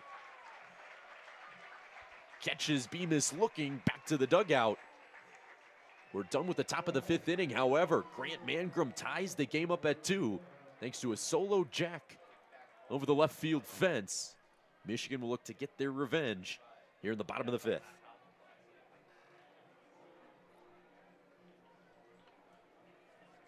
For Michigan, will be 8-9-1 due up. Dane Morrow, Drew Culbertson, and Cooper Mullins. For Mangrum there, good recovery for him after a rough day yesterday. Yeah, like we were saying yesterday, he almost had the golden sombrero. And he responds with a bomb, and meant a lot to Ohio State as they tie it up at 2. Their dugout emotional as they all came out of the dugout for the celebration. So now it's Dane Morrow coming up with a chance to tie it back up. And if you're Michigan, what's your response here in the bottom of the 5th inning? What does Tracy Smith tell his ball club? Well, I mean, there's a lot of positive to look at from this game so far. So I think he's just telling them to keep putting together good at-bats like they have been and see if they can maybe string a couple together. They could maybe get back a jack of their own there. Hopefully. Something Michigan does struggle with power. One thing I will say as well is conversation at this point this game has to be a lot nicer than it was last game. Oh, yeah. Brenham's been able to limit that power a little bit. Did give up the long ball last inning. However, Michigan, their chance to get back. Game knotted up at 2 in the bottom of the 5th inning. Here on WCBN Sports Radio. It's Josh Samuelsen and Alex Ponzio. On the call, Alex Ponzio's first series on WCBN Sports. And proud to be here for it so far. I've been having a blast and excited to be here with you all. And Dane Morrow up to the plate. 0 for 1 at a fielder's choice. RBI back in the 2nd inning. From the windup, Kuzneski fouled away Morrow back into the seats for strike 1.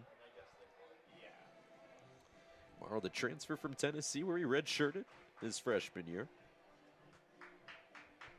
Came off the bench a lot to begin the year, but like we mentioned, has come alive the last couple series for the Wolverines, collecting a lot of starts, and here he is today as he takes a strike there in the outside corner. 0-2, quickly down.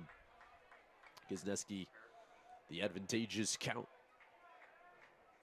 That was a beautiful pitch by Kuzneski there. Kind of dropped right in there. The 0-2, same spot, different result. The few Ohio State fans moan and groan, but more than yesterday, I'd say. Absolutely. There's a little more red peppered into those stands right now. Kuzneski, the 1-2 delivery. Checks his swing as Morrow. It's a strike, but that ball bounces all the way to the dugout. The umpire calls time, and Morrow gets first base. A strikeout, but a wild pitch, and a leadoff base runner for the Wolverines. Yeah, no complaints there from Tracy Smith and his crew. Yeah, they'll take whatever they can get, and a leadoff base runner is key. And now it is Drew Culbertson, the junior shortstop from Greenwood, Indiana. Had that sacrifice bunt. It was an RBI last time up. We'll see if maybe he goes small again. Culbertson waits on the first pitch outside. 88 for a ball. Yeah, Culbertson last time a good job to lay that one down. And here's Kuzneski, ready to deliver from the stretch. Kicks and deals. Culbertson tries to lay down another bunt. That one falls foul. So the count will be 1-1. Yeah, something Tracy Smith likes calling a lot. That's something that Drew Culbertson excels at. He's really struggled at the plate this year. And like we said, Tracy Smith really is confident in Culbertson's ability to bunt. He called it with 2 strikes last time. Let's see if they do it again, yeah. The snap throw to first base, safe. Diving back there is Morrow. We'll see that runner on first, very valuable for Michigan. They're trying to move it up to second with the top of the order coming up. Kozneski from the stretch. He kicks and deals. Culbertson flashes bunts. He gets it down successfully. Kozneski flips it to second for 1 in time. Morrow a little late getting over there. And a nice defensive play by the pitcher, Kozneski. Flips to second for out number 1. Culbertson reaches safely at first with a fielder's choice. Little runner exchange there over at first as Driftaway comes back onto the speakers. Cooper Mullins with a chance to uncork this game a little bit. And that's not what Michigan wanted. Hoping that they could have moved Morrow up an extra 90 feet for Mullins, returning to drive him in. But now Culbertson is the one at first. The one out. Batter now Mullins takes strike 1. Yeah, that bunt, Josh, just went a little too far up the middle there. It's fine to lay it down up the middle if you put it in the right spot, but yeah, just kind of dribbled right into Kozneski's hand. Mullins 0 for 2 with 2 ground outs today. As Kozneski checks on the runner, Culbertson dives safely back into first. A lot of pickoffs this series. Absolutely. Kozneski was successful with one earlier today. Got Jeffries out in a pickle. Mullins waits on the 0-1 as Culbertson takes off, but Mullins fouls it down the left field line. Culbertson's got some speed over there, 6 for 8 on stolen bases this year.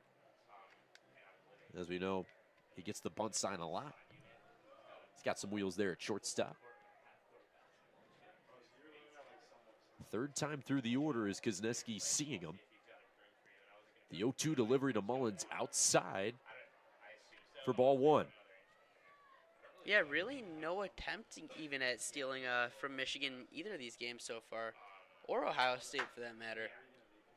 Yeah, I believe Ohio State only had 1 stolen base yesterday. It was Lee Ellis. But 2 teams that don't really like to run that much compared to the rest of the Big Ten. Kozneski, the 1-2 delivery, spanked foul there by Mullins. Out of play. Home plate umpire Pete Peterson gets a fresh bag of balls. Run up by the student manager, Jacob Mills. Former USPBL employee. I worked with him over the summer. Nice little nugget there. Mullins waits. The 1-2, Culbertson takes off. And that's chopped foul. Culbertson's got to retreat to first.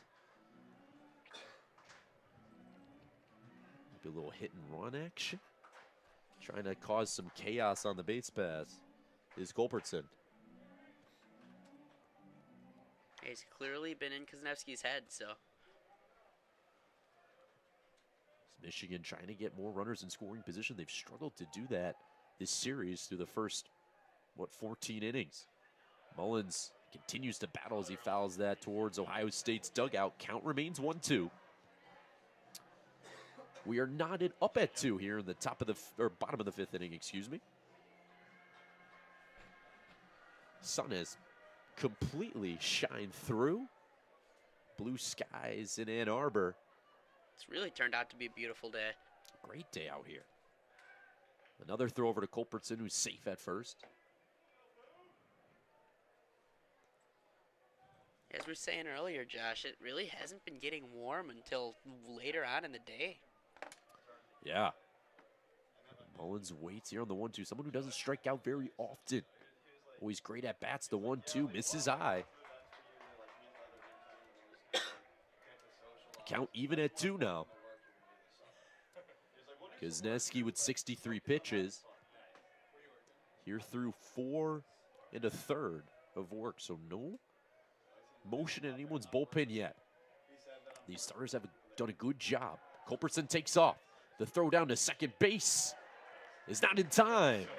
Slides right under the tag, but it looks like Ohio State wants to challenge that one. We'll see what the decision is, and a challenge signal there from the manager, Justin Hare of Ohio State, as Culbertson, the face-first slide into second base, and immediately you saw Lee Ellis and those Ohio State infielders signal for the headset for the challenge. And here go the umpires to take a look. We'll see if we get a replay here. And from up here, I know we don't have the best view of it. It did look like he might have avoided it there. Yeah, we'll see if he got his leg. That was airborne. Tough angle out here in the press box. When you only get a third of the video board of the actual replay. Yeah. So. From 500 feet out. not the easiest. We'll do our best to make an accurate assumption, but we'll see what Pete Peterson and his crew decide. Kuzneski will take some practice pitches.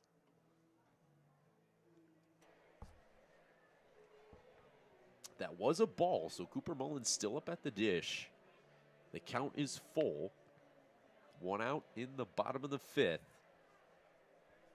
They're really taking a while to review this one, Josh. Which is good news, I guess, for Michigan, because it has to be indisputable evidence to overturn it. And it looks like the part of the clip they're showing right now is just a split second before his hand does reach the bag. So I do wonder if it is that leg they're looking at like you were talking about, Josh. Yeah. Because the tag it appeared to be put on about 2 feet off of the bag. Yeah, we'll see. As they flash some photos on the scoreboard. All the wonderful fans here in attendance today. Looks like a crowd of 650, maybe 700 people. A little bit of wind out there in left field. And here come the umpires as they disperse. The call on the field momentarily. He is out. The call is overturned. Culbertson, caught stealing for the 3rd time this year, erases the runners on base for Michigan. Now 2 outs and a 3-2 count to Cooper Mullins. Mullins' situation changed a little bit, but still a chance to break this game open. Kuzneski now works out of the stretch. The 3-2 slapped foul down the left field line.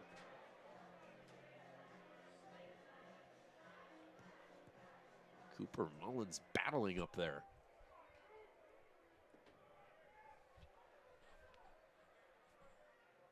Waits on the payoff pitch. Kicks and deals. Misses low for ball 4. Cooper Mullins, the disciplined hitter, takes a walk and a 2-out base runner for the Wolverines. Yeah, that pitch just barely misses. Great take there from Mullins. Great job to stand there and spit on it instead of biting on an easy gotcha pitch there. And now Michigan with Colby Turner at the dish. 2 outs, runner on first. 1 for 2 today. A pop out and a single for Turner. An opportunity for Michigan now. As a mound visit about to happen, the pitching coach for Ohio State will trot out there. Eckelman calls time and meets with his pitcher, Kuzneski. Important batter here, facing one of the most elite hitters in the Big Ten in Colby Turner, who hits .429 with 2 men out. Really impressive stuff. Yeah. And Cooper Mullins with some wheels out there. 2 stolen bases this year, but hits in the leadoff spot for a reason. Does have some wheels.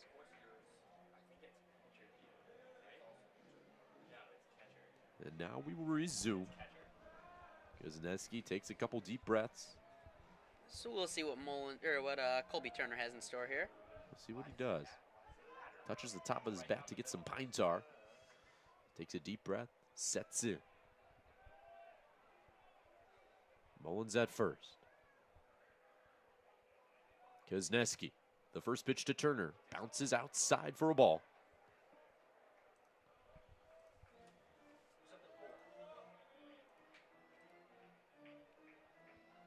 Colby Turner last weekend went 3 for 12 with a home run and 3 RBIs in the series victory versus Minnesota. Has been on fire in the month of April as he fouls that a liner. Just past the third base bag to the left. Well, he's on it, Josh. That's for sure. Yeah, a little ahead. Just got to wait, dial it up to make Ohio State pay. As the crowd makes some noise. 1-1 to Colby Turner.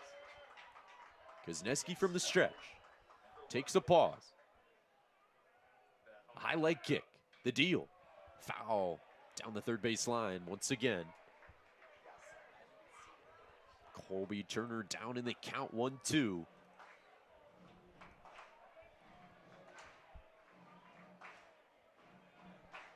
Bottom of the 5th inning, knotted up at 2. Every game from now on, a must win for the Wolverines. Turner waits. The 1-2. On the ground, a dribbler. Shortstop side, quick release by Kazmar. Throws out the diving Turner at first base. And Turner nearly beats it. Just missed that one by a hair. Slid in. His helmet even came off at the end there, but just barely can't make it. Yeah, it goes head first into that safety bag right next to first base. But the 5th inning is over. And we head to the 6th, still tied at 2. Both of these pitchers, Brenham and Kozneski, continue to deal so far for their respective teams. Absolutely, Josh. Really good showing from both arms so far. 2 runs on the board for each team. But these pitchers have had really good control of the game for both teams.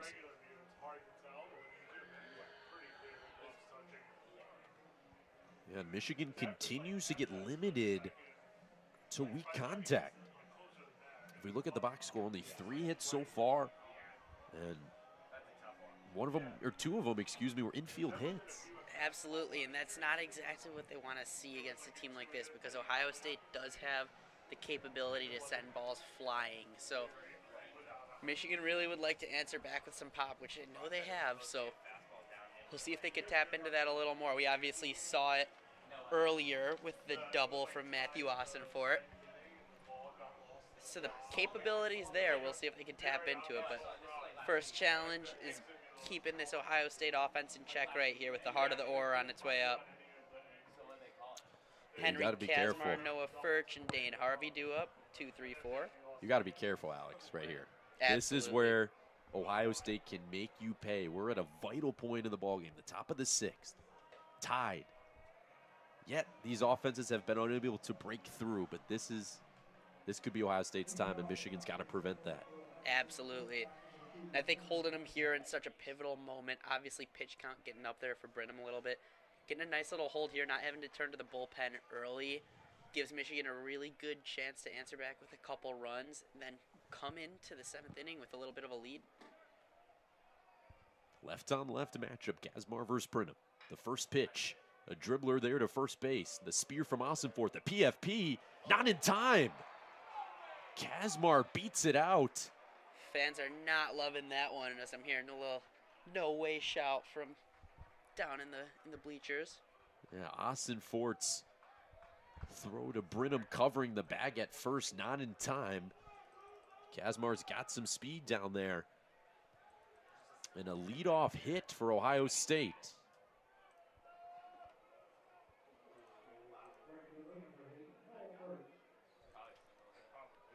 So Noah Furch with a chance to do some damage here. Noah Furch has been limited here this afternoon, a double play and a line out. The first pitch to him, low for a ball.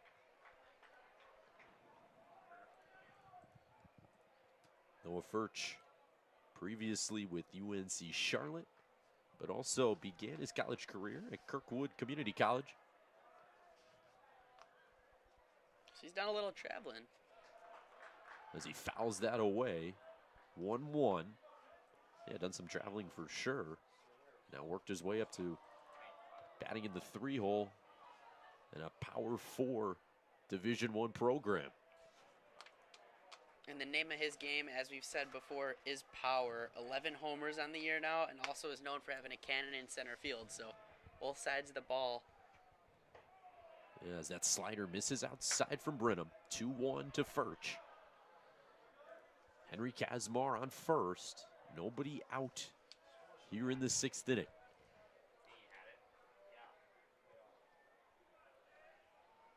Brenham's pitch count getting up there. Some stretching going on in the Michigan bullpen as Brenham checks on the runner Kazmar. Gets back there safely.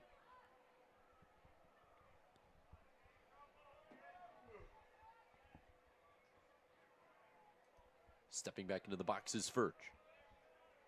Brenham from the stretch. The 2-1 delivery. Outside corner called strike. Good job to get back into the count. Absolutely. Finds a little corner there. Really tough pitch to hit for Noah Furch. 1 strike away is Brenham. The 2-2 delivery incoming. That ball flared into left center, and that's going to drop for a base hit. Kazmar will hold at second base. Now 2 on, nobody out for Ohio State. And Dane Harvey lingering and coming to the dish. And nice little line drive from Furch there. Just finds the perfect gap over there in left center. Good job by Cooper Mullins to get over there and get in front of it. Limits a little bit of damage there. But a nice piece of hitting from Furch. And this is danger. As Dane Harvey steps in with 2 runners on. And Tracy Smith recognizes the danger. He's going to go at least have a conversation with Brenham. Gonna let that Michigan bullpen start to get warm. Brenham 83 pitches, but now in some trouble giving up a walk and then a single.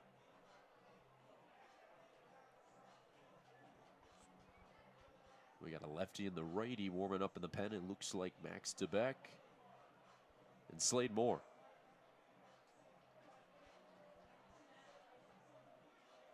As all the infielders and the catcher congregate, now get broken up by the home plate umpire, Pete Peterson. As they have discussion on how to approach Dane Harvey.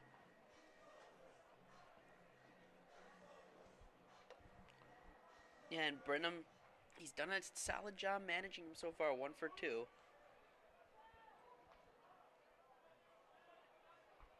As he takes his time, gets the pitch calm, and makes his way on the rubber. Comes set, takes a look at second at Kazmar. The first pitch to Dane Harvey, lays off the off speed, and that's in there for a called strike.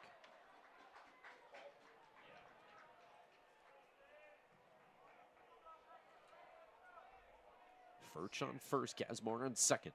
No one out here in the 6th.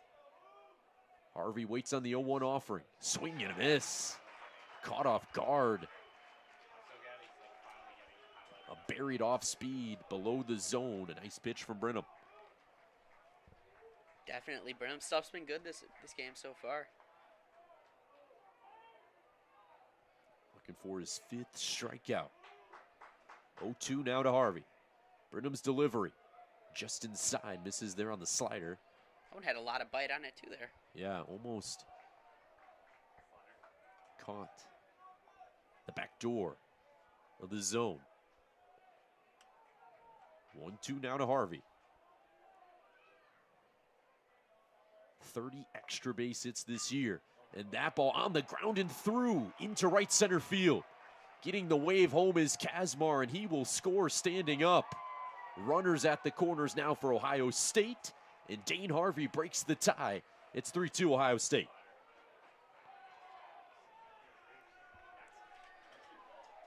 Yeah, nice little piece of hitting there from Harvey. Just squeaks through the infield and allows the run to score. Yeah, and that ball not hit particularly hard, just found a hole past Colby Turner. Yeah, kind of bridge that gap right between Brenham and Turner there. snuck over into the outfield, but was moving slow enough that it allowed the runner to come around and score. And Kazmar with some speed, some wheels there at second. And the Buckeye rally tries to continue. It's up to Maddox Simpson. He squares bunt, but pulls back and takes a ball.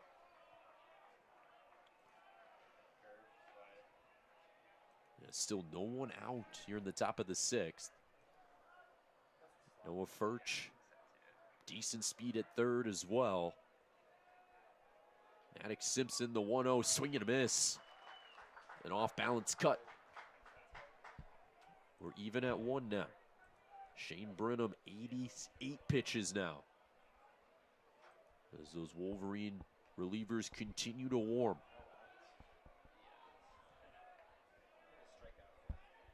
Brenham from the stretch takes a look at Harvey. Simpson shows bunt and unable to make contact. Doesn't pull back, and it's strike two. So Brenham ahead in the count here. And we'll see if they trust in Simpson like Tracy Smith trusts in Drew Culbertson here. See if they can let him lay down a little two-strike bunt. And we'll see what Justin Hare dials up. The 1-2 to Simpson outside. 2-2 now to Simpson. The sophomore from Fort Myers, Florida. About 20 minutes away from Naples. The 2-2. That ball's hit pretty well in the center field. Going back, Hager has room though. Makes his way in, a sliding catch, tagging up from third, Noah Furch, and scoring. A sacrifice fly for Maddox Simpson. He does his job in Ohio State. Now takes a 4-2 lead. Yeah, and Josh, it looked like that ball might have gotten lost a little bit in the sun there because he took a different route at first off to the side and then realized it was more in than he thought, so kind of had to run in and dive for it at the end. Yeah, and wind seriously blowing in there from left center field. So yeah, sun, wind, the conditions obviously playing a factor, but Hager does make the catch most importantly. Furch scores from third. The first out of the sixth. Dane Harvey remains at first base. It'll be Mason Eckelman at the dish. And that ball's ripped on a line. A base hit into right field. Dane Harvey showing off the wheels. He'll go first to third standing up. Ohio State with runners at the corners again. We'll see if there's a motion from the Michigan bullpen here. Tracy Smith decides now's the time to make a change. No sign of that yet, though. They will leave Brenham out there, who's gotten beat up here in the sixth inning. Brenham with a chance here against the speedy Lee Smith. And never mind, Tracy Smith will make his way out there. And it appears Michigan's preparing for a little pitcher change. Has given up 4 hits in the last 5 batters, and Shane Brenham's day is done.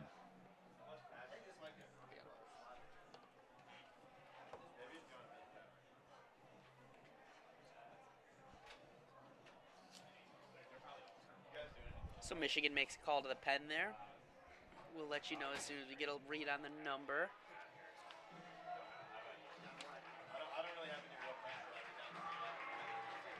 Oh, and the crowd loves him.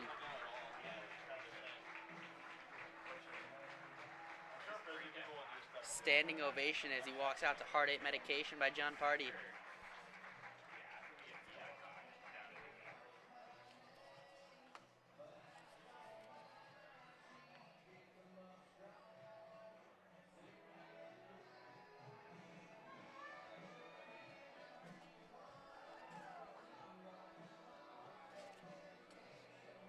So the pitcher will be Gavin DeVoot. 6'5", 248 from Walled Lake, Michigan. A transfer from Ohio State 2 years ago where he was a Big Ten all-freshman team selection. So he's playing against his former team, maybe a little bit of a revenge game here. He's been a very effective arm in high-leverage situations all year. Leads the Big Ten with 9 saves. No save opportunity here, but perhaps an opportunity for a little hold. Great 5.82 ERA. But an imposing figure on the mound at 6'5".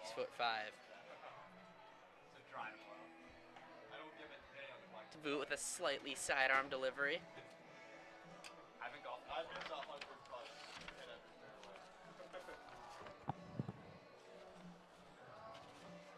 Some country going on in the stadium right now. I know you're a big fan, Alex. Absolutely. I called out the song right when I heard it. And the fans loved it when it came on, too. They clearly like this guy.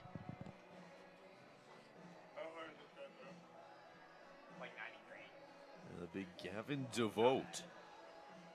As we mentioned, 6'5" righty. Slightly sidearm delivery. But yeah, an impressive 9 saves.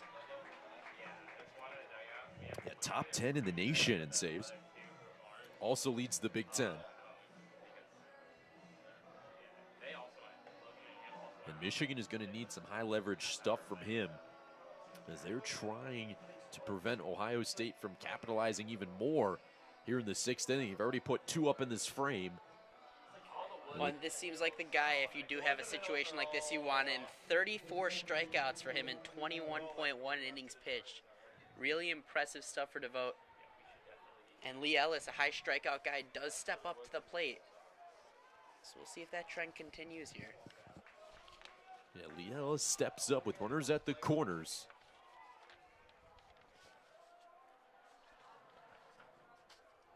Dane Harvey at third and Eckelman at first.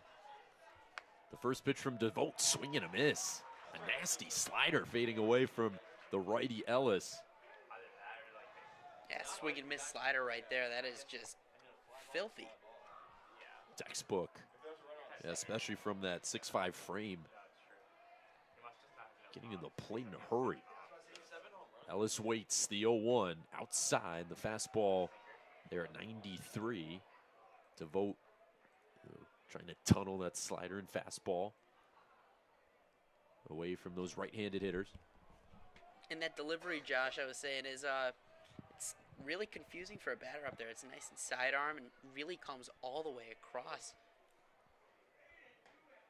Fastball just misses outside. There to Lee Ellis. 2-1 now. Only 1 out here in the 6th. DeVote coming in relief for Shane Brenham, the starter.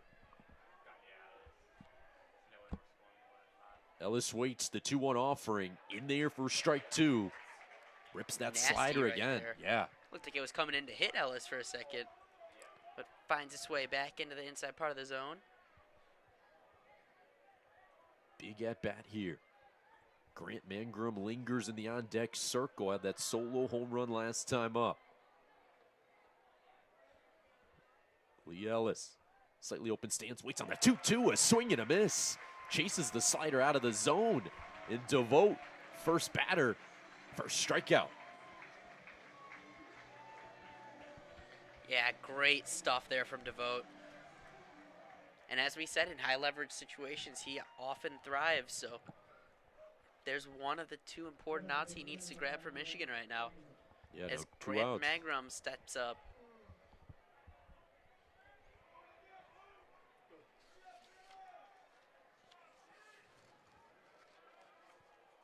DeVote stares him down. Mangrum in the box. DeVote kicks and deals. Strike 1 on a ball with a lot of movement there. I think that was a cutter. Yeah. Has a good mix of pitches. The cutter, the fastball, the slider. Very effective. Good spin rate on those pitches. So DeVote again. And that ball is ripped by Mangrum into left field, but it's caught. So Michigan gets themselves out of a little jam there. 2 runs let up by the Wolverines right there. But they are able to escape and strand 2 runners on base. Good work by Gavin DeVote to come in there and shut the door a little bit. And Michigan with a chance to answer back here. Yeah, good job from DeVote to limit the damage there. Comes in, runners at the corners, 1 out. Gets some weak contact, a strikeout there on Lee Ellis. And able to keep this game close. It's 4-2 Ohio State, heading to the bottom of the 6th inning. And these Michigan bats need to wake up. Absolutely, Josh. They've been dormant for a while, and the pitching overall has been pretty good for Michigan. I know the scoreboard might not reflect it fully, but they've been pounding the zone, and really a lot of weak contact from Ohio State. I mean, yeah, you're not complaining, giving up now 4 runs through 6 right now against Ohio State, who's had a red-hot offense, especially when in college baseball, offense is up. We know that pitchers are weaker against these hitters, especially with metal bats. And if you're Tracy Smith, you're not complaining. Brenham, he goes 5 1/3. He needs Devote to get those last 2 outs. However, this is a 2-run ball game. Michigan only 3 hits right now. They need to take this one at-bat at a time, and they do have their 3, 4, 5 hitters. Evan Hager, Brandon Jeffries, and Noah Miller need to get something going. Absolutely. And this is a good part of the order to have come up for that. Hager, 278 from the leadoff spot this year. So a very solid hitter when starting the inning off. And had a lot of power as well. 514 slugging percentage for Hager. So if he could rip one out into the outfield and maybe grab 2 bases, maybe even 3, could really be a spark plug for this Michigan offense right now. Hager 0 for 2 today with a pop out and a strikeout. Leading off here, the bottom of the 6th inning. Kozneski back on the bump for his 6th inning of work. And that off-speed pitch misses for ball 1.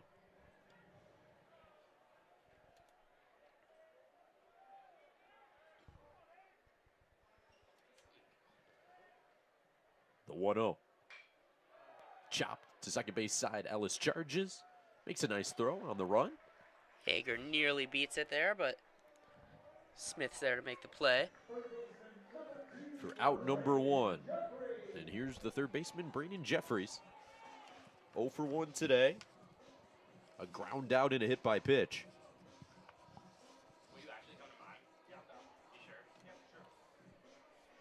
And Michigan has not been able to figure out Gavin Kozneski. As that ball misses for a ball.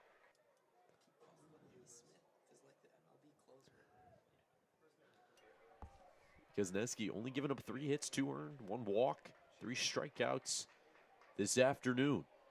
The 1-0 to Jeffries. Upstairs, 2-0 now to Jeffries. 87 there on the radar gun. A couple pitchers up stretching and warming up for Ohio State. Yeah, but Kozneski's done a good job of managing that pitch count. Only 77 pitches so far. And a wave and a miss there from Jeffries. Behind on that heater. Has kept these Michigan hitters off balance this afternoon. And as we said, Michigan's been good again about putting the ball into play. Only 3 strikeouts as he kicks and deals. Yeah, and an excuse me swing, a check swing. However, it's a foul ball. Unlucky there for Jeffries, now 2-2. As that slider was kind of riding in to his hands. Protected himself with his bat that time. The 2-2. Bounces for a ball. Count moves full. Nice little turf hop there. Here's Braden Jeffries. Full count to him now. Michigan needs base runners. They've only had 5 today. The payoff pitch. That ball's hit well. Right field, back to the wall. Goodbye. Braden Jeffries, a solo shot. His 3rd of the year. And it's 4-3 Ohio State. And an absolute charge for Michigan right there. Jeffries just absolutely crushes that ball into right field, pulls it right down the line. And Michigan is on the board again for the first time since the 2nd inning. Right on cue, Alex. We were saying they need to make stuff happen with power, with even putting the ball in play. And Braden Jeffries does all of it, hitting his 3rd bomb of the year. And excellent stuff there from Braden Jeffries. Exactly what Michigan needed right now. Big momentum shifter for Noah Miller, who steps into the box right now. And the first pitch to him, outside corner for strike. And yeah, you look at the scoreboard, it's 4-3. It hasn't felt that way with the struggles Michigan has had on offense and how well Ohio State's hit the ball so far with 8 today, as that's lined over the head of Ellis. No, he made the catch. A great snag by Lee Ellis. Oh, The middle infield this game for both teams has been Wow. outstanding. Based on the crowd reaction, there's a glare out there to right center, but Ellis Full extension. able to snag it.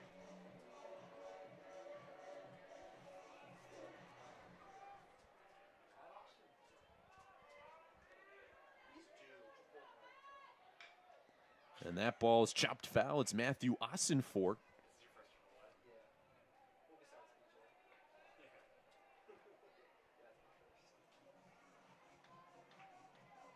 Michigan here in the bottom of the 6th inning have had some louder contact. The home run from Jeffries.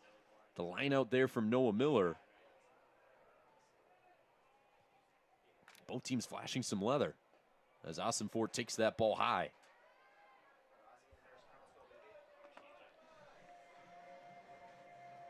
Hey, baby.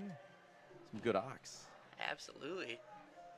Yeah, Ossenfort pinch hit yesterday. Just one at bat. He struck out. 1 for 2 today thus far. He waits on the 1-1.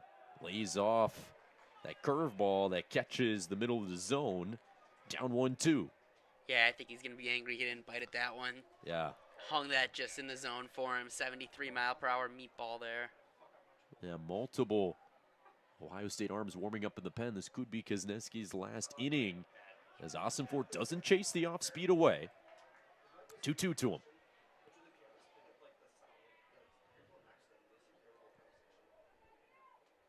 He had his first career 3-hit day in a win versus Minnesota. Looking for his 5th multi-hit game of the season. The pitch low inside. Kuzneski misses with the 80-mile-per-hour slider. It's a full count. Michigan trying to be hunters up there at the plate. Ossenfort being patient, working his way back in the count. Now waits. The payoff pitch. Foul tip off his ankle there, and it rolls to the backstop. Good fight there from Ossenfort. Continuing to battle the 85th pitch of Gavin Kuzneski's day.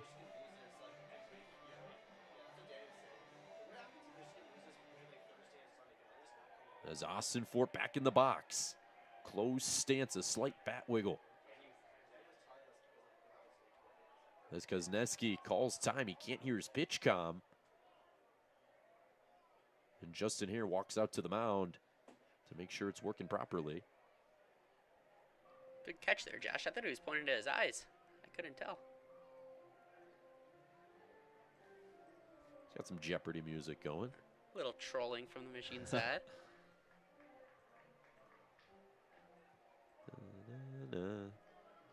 And now we resume. Ossenfort back into the box. Kuzneski from the windup. 6-foot frame. Kicks and deals. Foul tip. Ossenfort continues to battle up there at the dish. Jack Lafitte's been active in the on-deck circle, snagging those foul balls. Ossenfort looking down at his hand after that one. I hope then nothing caught a piece of it. The 9th pitch of the at-bat. Ossenfort waits. The 3-2 misses high. Ball 4. A 2-out walk for Matthew Ossenfort. Some signs of life for Michigan over here. Some much better at-bats here this inning. We've seen some loud contact, and we've seen some discipline at the dish, and we'll see what Justin Hare does. He will keep his pitcher, Gavin Kuzneski, in there on the bump. Big opportunity for the freshman here, Jack Lafitte, the designated hitter.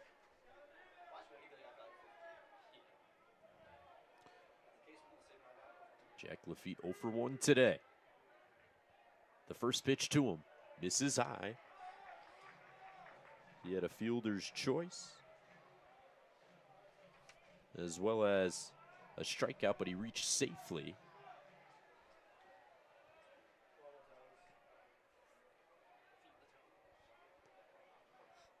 Lafitte waits.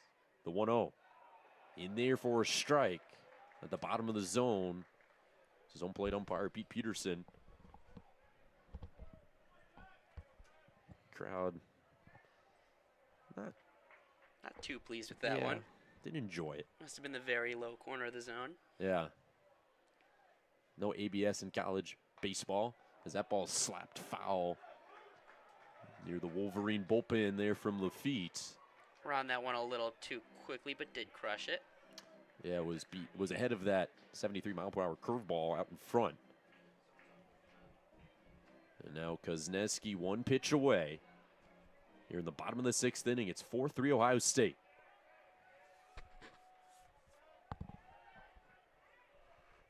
And Kozneski steps off. The catcher Eckelman told him to check over on Ossenfort at first base, who's not much of a stolen base threat, 0 to his name this year. Kozneski kicks and deals the 1-2. Lafitte battles again as he fouls it down the third base line. Strange looking swing there. Kind of just poke the bat out at it. He's been ahead of a lot of these pitches here from Kozneski. Lafitte batting .300 this year with runners on. Michigan looking for another timely hit. Trying to capture some 2-out magic. The 1-2 off the bat of Lafitte is flown into left field. Under it comfortably is Furch, and he'll make the catch for out number 3. So a good little bounce back inning for Michigan there. Gets one more on the board. First bomb of the series. And out comes Gavin DeVoot. Yeah, DeVoot back out there. The big righty in there for his second frame. And a better inning from an at-bat point of view for Michigan. They get one back thanks to a Braden Jeffries solo shot over in right field. But a line out from Noah Miller. We saw a nice walk there from Matthew Ossenfort. Jack Lafitte battled as well. Some positive signs there from the Michigan offense as they cut it to a 1-run deficit.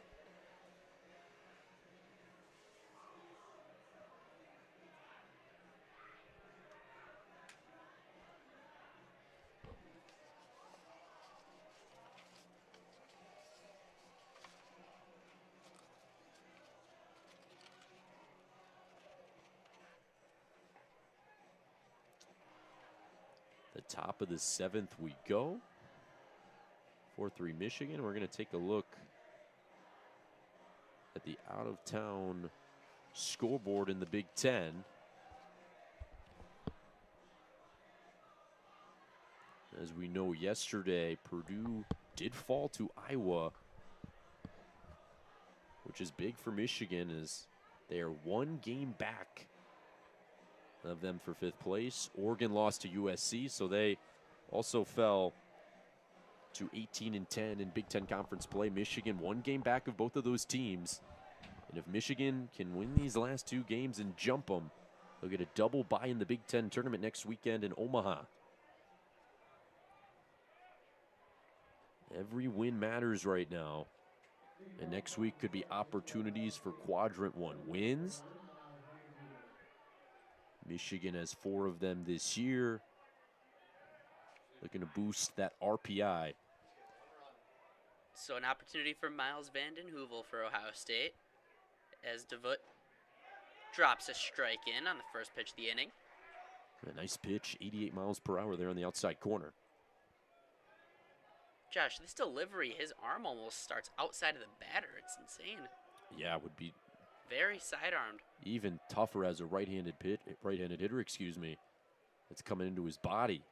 The 0-1 just outside. As we look to vote strategy, target the outside corner against these right-handed hitters. Don't let anything get into their happy zone of pull side. As we see the shift activated for lots of these Ohio State hitters, including Miles Vanden Heuvel. He waits on the 1-1 from DeVoot. Inside 94 there in the radar gun. 2-1 now to Vanden Heuvel. Yeah, Michigan's clearly taking a couple looks at the spray charts before these games. Lots of shifts in these couple games of the series we've seen so far. And here's Vanden Heuvel. 0 for 2 today, a pop out and a line out. He waits on the 2-1. That ball sliced out of play. just to the right of us and out of the stadium. 2-2 to Vanden Heuvel. Vanden Heuvel, a transfer from Eastern Arizona. He played summer ball for the Fond du Lac Spiders. As he waits, the 2-2 from DeVote on the ground of the shortstop. Backhanded Culberson, off balance throw is in time. A nice pick over there by Ossenfort. There for out number 1. Great work by Culbertson there on the run to make that throw. Not an easy play, so good to see him get it done. Yeah, not an easy play at all. The backhand and the off balance throw. Gets the speedy Vanden Heuvel there, who gets down the first base line in a hurry. You flip it to the top of the order, it's Alex Bemis stepping in for Ohio State. The first pitch from DeVote, the slider curves in there for a strike. Bemis 0 for 1 today, a pair of walks. A lot of movement on there, Alex. Absolutely. This guy is getting a lot of cut on these pitches. Bemis waits. Wave and a miss. Ooh. Way ahead of that slider, but not even a chance at that one, Josh. Nasty movement as it just darts out of the zone.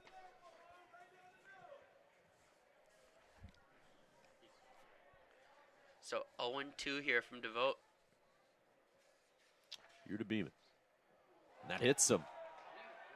The 0-2 count. DeVote drills Alex Bemis with a slider in the left leg. And Bemis trots over there. The third time he's reached base, this time via hit by pitch. So this will bring up Henry Kazmar. And now as we get to the heart of this Ohio State order, gotta be careful.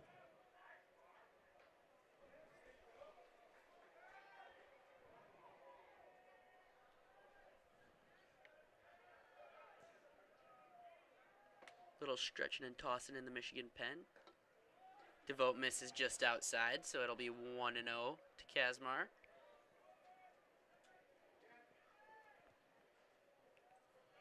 Hey, Kazmar 1 for 3 today. Singles his last time up there in the 6th inning. Run around first, DeVote will check on Bemis. He'll get back in there safely. 6:08 approximately here in Ann Arbor. Sun still high in the sky. Almost 70 degrees out here on a Friday afternoon. The 1-0 from DeVote. Late on it is Kazmar for a strike. If DeVote is able to locate, man, he's tough to hit. Yeah, these pitches just have so much movement on them, Josh. And he does a pretty good job at mixing up speeds, too, so.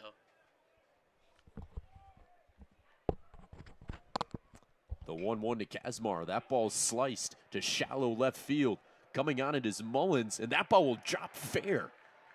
A good read there from Bemis as he makes his way to third. Kazmar to second. A 1-out double in Ohio State. All of a sudden, have 2 runners on. Good job by Mullins to get that ball in quick, though. Probably saved a run from coming in. Little blue pit, not too strong a contact there, but just a long way for Mullins to travel to try and make that catch. So there'll be runners on second and third. Yeah, and you got to be mad about that if you're DeVote. There's nothing better you could have done there. A good pitch he located. And weak contact, yeah, too, just Michigan no one there. Michigan was in the shift, so you obviously had Mullins shading to his left into left center.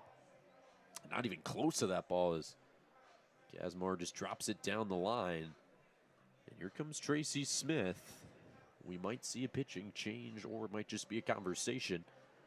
There's some movement in the pen over there, so you never know. But yeah, a 1-run game here in the top of the 7th. 4-3 Ohio State. However, 2 runners in scoring position and only 1 out. And now facing the heart of this Ohio State batting order with now Noah Furch and then Dane Harvey on deck.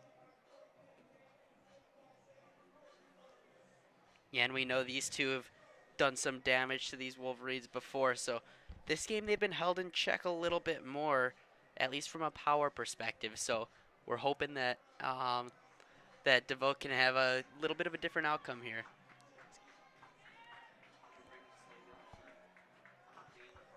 Yeah, we'll see here. As they will keep DeVoe in.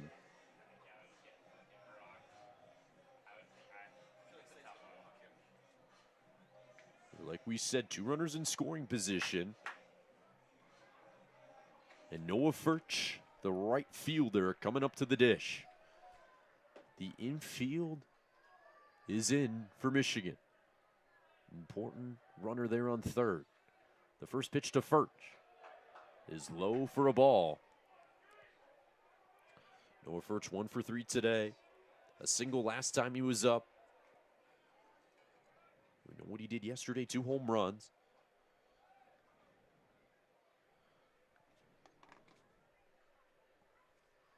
Continues to rake. Stoppage here right now. As Pete Peterson checks his lineup card.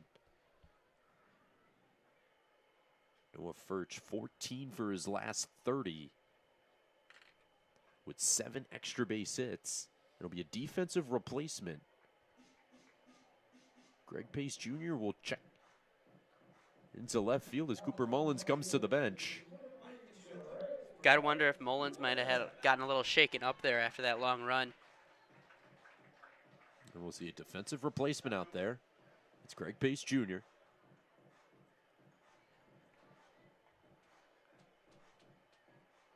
It's 1-0 to Noah Furch. A right-on-right matchup. Gavin DeVoe comes set from the stretch. He kicks and deals. That ball chopped foul. Good pitch from DeVoe. Looked like the changeup kind of fed inside to that right-handed hitter, Noah Furch. And another shift from Michigan here. All kind of playing up in the infield, too. Almost up to the infield grass. Yeah, because if there's a ground ball to one of those, they're checking third base and maybe going home with it. The 1-1 to Furch. Takes it low and outside. Good block from Miller. A backstop. Yeah, that might have saved a run right there, that block. Yeah. Significant, vital run there at third and even at second base. Furch waits. The 2-1 from DeVoe outside, 3-1. To me, it looks like DeVoe's just pitching around him here because a walk isn't the worst thing in the world. Load the bases and then give a little chance to ground into a double play. However, Dane Harvey on deck, and it's a right-on-right matchup right here. They do have the base open at first. However, DeVoe got to attack Furch here. DeVoe, the 3-1. Chopped foul down the third base line. Count moves full. Biggest pitch of the game coming up. It's 3-2 to Noah Furch. Crowd makes some noise. Count is full. Noah Furch steps in. Gavin DeVoe comes set. He kicks. He deals. The 3-2 fouled away to the screen. Furch staying alive. The 7th pitch of the at-bat coming up. So another chance for DeVoe here to send him down. Another payoff pitch incoming. DeVoe. He sets, takes a deep breath. He kicks the delivery. Strike 3! Gets him looking on the inside slider. Big time pitch, a backdoor slider catches the inside corner. And Pete Peterson rings up Noah Furch, 2 gone here in the inning. Yeah, just snuck back into the zone there, Josh. Started looking like it was almost going to hit him and then just found its way back in and sends down Noah Furch. So with 2 outs, up comes Dane Harvey, a dangerous hitter. But this is the guy that Michigan wants facing him, guy who's known to handle pressure well. Yeah, and right now, focus on the hitter. You just need one. Don't worry about the runners. We're on second and third. And here's a mound visit. Coming up to speak with him is Noah Miller. It's just him and DeVote on the mound. Tracy Smith staying with his righty. Not going to the pen. It's put on left matchup versus Dane Harvey. They'll leave it as it is. Dane Harvey 2 for 3 today. Couple base hits, had an RBI last inning. And a chance to deliver for his ball club again.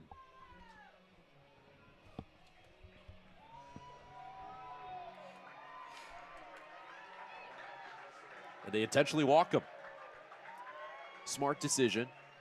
Yeah, Just that's a guy based with on- so much pop, especially when he's facing the opposite hand pitching. So Yeah, just based on his reputation and what he's done already in this series.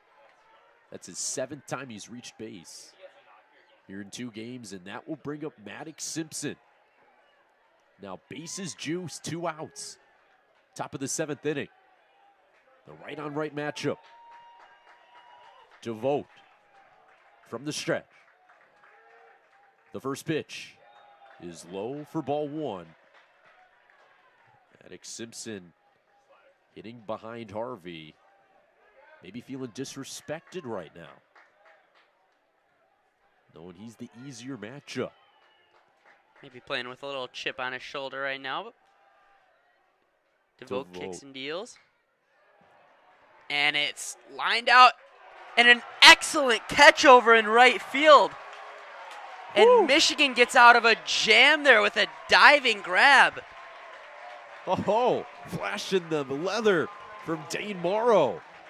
Laying out a range extender out there in right field. Saves probably 3 runs there. So Maddox Simpson with a nice little piece there, and he is sent down after an amazing play by Morrow over in right. So that'll end the inning for Michigan. Really find a way to get out of that jam there. And now Michigan finds themselves in a nice little situation here. Only down 1 after a troubling inning. Coming off of a good offensive inning. So we'll see what the Wolverines have in store here. Yeah, as we stand for the 7th inning stretch. Still 4-3. That's huge for Morrow. Saves 3 runs there with a diving grab and right. And I think we have a new pitcher on the mound for Ohio State. We'll give you that in a moment. As we enjoy with the fans the 7th inning stretch. It is 4-3. Ohio State, but Michigan has their chance here. It's 8-9-1. Dane Morrow, who made a spectacular diving catch and right, leads off the inning. Then it's Drew Culbertson and Greg Pace Jr., who came in at the top of that inning as a defensive replacement for Cooper Mullins.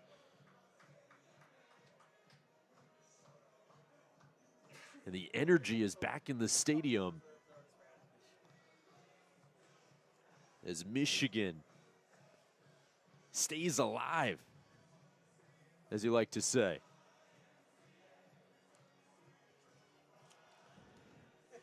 And it looks like on the mound for Ohio State. We'll have that for you guys here in a second.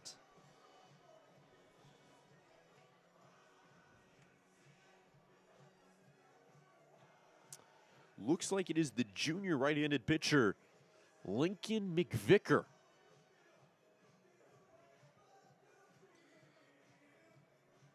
And it is. He's 6'5", 255 from Highlands Ranch, Colorado. This year, 19 appearances, 24 innings of work, 29 strikeouts, only 9 walks.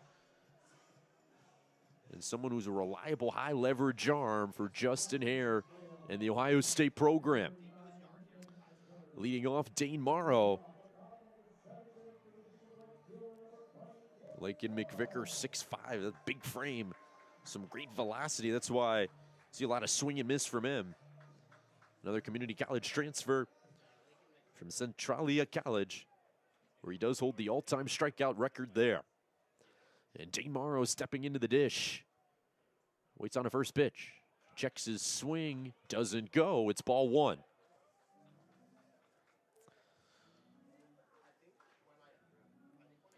Dane Morrow 0 for 2. Had an RBI fielder's choice in the second and reached on a wild pitch after a strikeout in the 5th. And that's tap foul to the on-deck circle of the Wolverines. It's 1-1.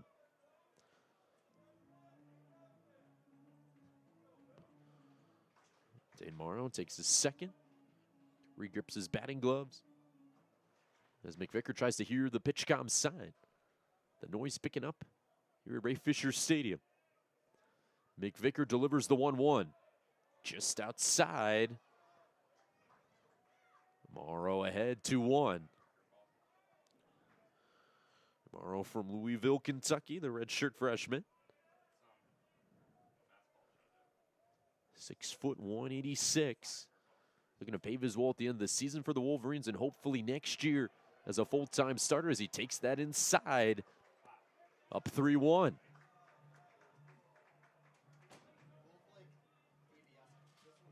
Morrow limited at bats, 5 extra base hits, 8 RBIs.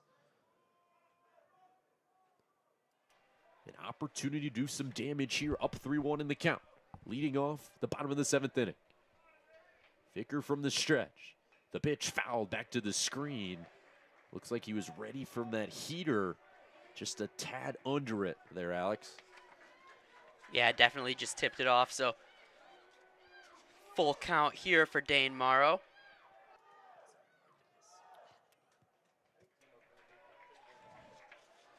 Big Vicker takes a breath. The full count pitch, swing and a miss. Fooled on that slider from McVicker. Morrow down swinging. 1 out here in the bottom of the 7th inning. And that will bring up the shortstop, Drew Culbertson. Couple flashy plays in the field so far for Culbertson today. Let's see if he can back it up with a nice little piece here. Put Michigan back on the board offensively. Yeah, good defensive day for Culbertson, who does have 13 errors on the year. But he's flashed the leather. He's laid down an RBI bunt as he shows there on cue, but pulls back and takes strike 1.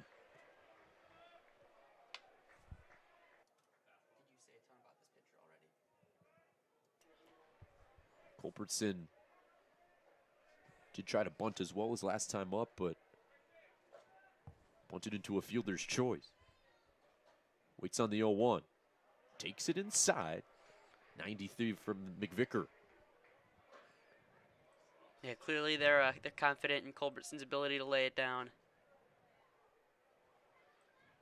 You could talk about McVicker's last appearance for Wright State. I haven't mentioned that. 1-1 here to Culbertson. No call. There from home plate umpire Peterson. Ohio State wanted it. Didn't get it. This one right here. Culbertson ahead of the count 2-1. McVicker. Glove near his belt.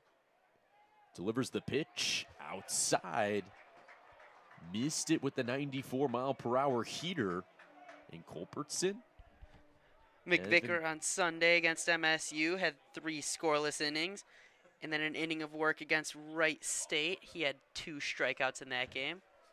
So pretty consistent pitcher for Ohio State. As Culbertson takes a called strike on the outside corner, count moves full. And McVicker, consistent high leverage arm for Justin Hare.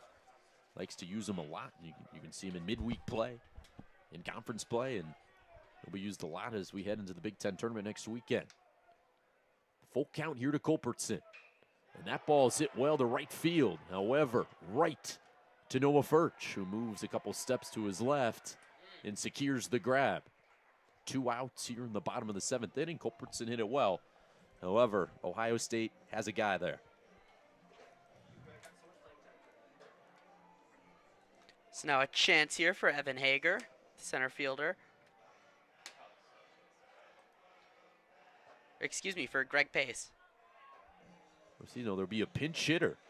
It will be the outfielder, Brendan Stressler. Yeah, there was the defensive replacement. Greg Pace came in for Cooper Mullins there and left. And then Greg Pace just got pinch hit for. It's Brendan Stressler off the bench.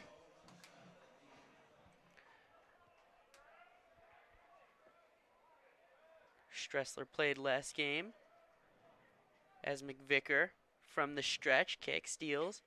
Strike 1 to Stressler. Yeah, 93, McVicker sitting 92, 93, 94 right now with that heater. Yeah, Stressler did start yesterday. Was 0 for 2 with a strikeout. He did have a walk. Pinch hit opportunity for him, the 0-1. Check swing, does not go. Says third base umpire Daniel Jimenez.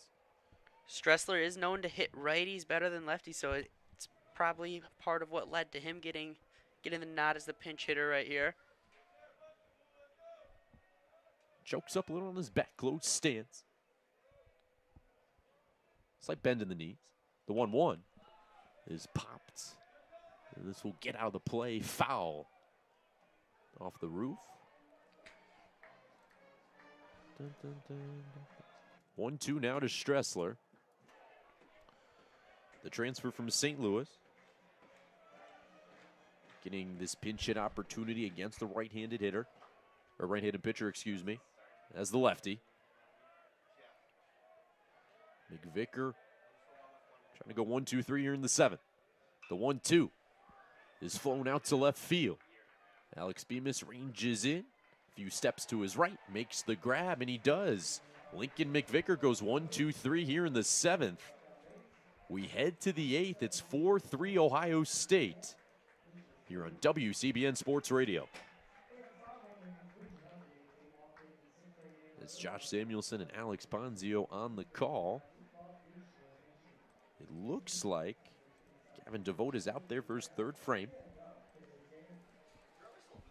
And why not? He has pitched really well. I know there was a little bit of a scare there towards the end of last inning, runners on, but he's been pounding the zone. His stuff's looked good, so why not give him a chance here against 6, 7, and 8 hitters?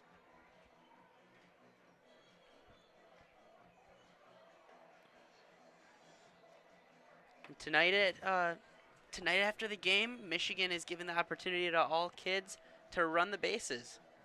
Good marketing there, Alex. Absolutely. We're promoting for them. There's a lot of kids in the park. Any Around. families interested in coming and watching a game, they got a lot of attractions for the young ones here. As we spoke of earlier, the blow-up slide. And it's Friday in Ann Arbor. It's great downtown. Great food. Great vibes, yeah. Got some playoff basketball on tonight. The Detroit Pistons taking on the Cleveland Cavaliers in Game 6. Do or die for them, as that's in Cleveland. Detroit won up 2-0 and have now dropped 3 straight. That was unfortunately in attendance of Game 4 in Cleveland. Detroit got blown out on the road, unfortunately.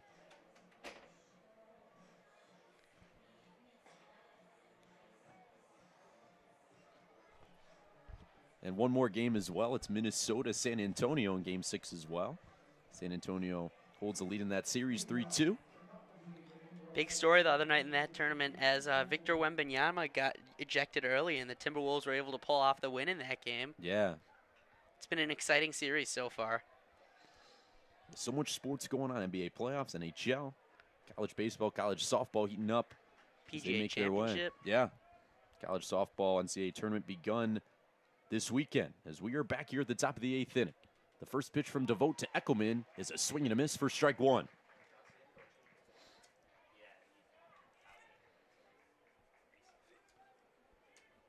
Eckelman 1 for 3 today.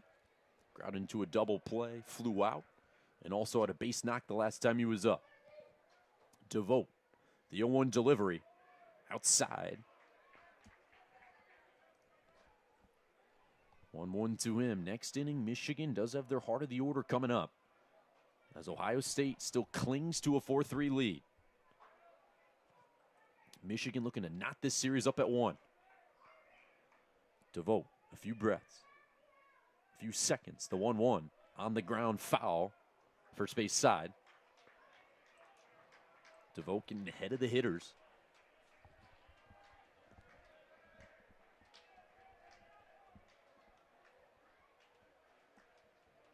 Another aggressive shift played on these Ohio State hitters. We got 3 infielders to the right side. The shortstop, Culberson, the one on the left side. He's playing a couple steps into the outfield grass, his normal position.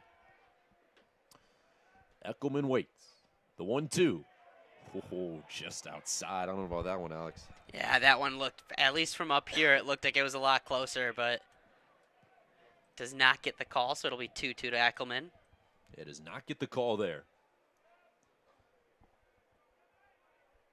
6:30 p.m. here in Ann Arbor. Top 8th inning. DeVote from the stretch. The 2-2. Just outside once again. Crowd disagrees even louder this time. The cutter misses. Count now full to Mason Eckelman, the junior catcher. DeVote, the payoff pitch. Just outside once again. And the stands are booing a lot after that one. I mean, those were 3 pitches very close to the zone. However, Pete Peterson is at least consistent. Called all 3 of those locations the same. And a leadoff walk issued there by DeVote. And this will bring up the second baseman, Lee Ellis.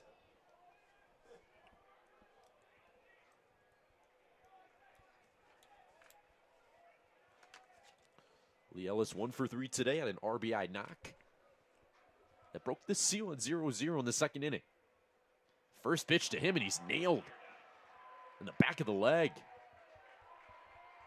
So back-to-back base runners are allowed by DeVote there. We'll see if Tracy Smith comes and talks to him. Yeah, and there's some action in the bullpen. And that will bring up the designated hitter, Grant Mangrum. With 2 on, runners at first and second. Nobody out for the Buckeyes.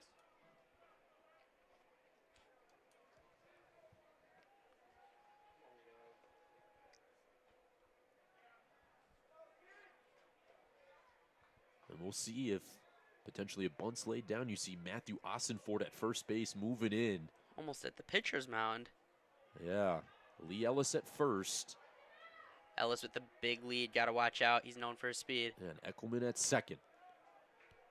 Grant Mangrum waits. The first pitch to him, and it hits him. Back-to-back hit batters there by DeVote. And the base is now loaded for Ohio State.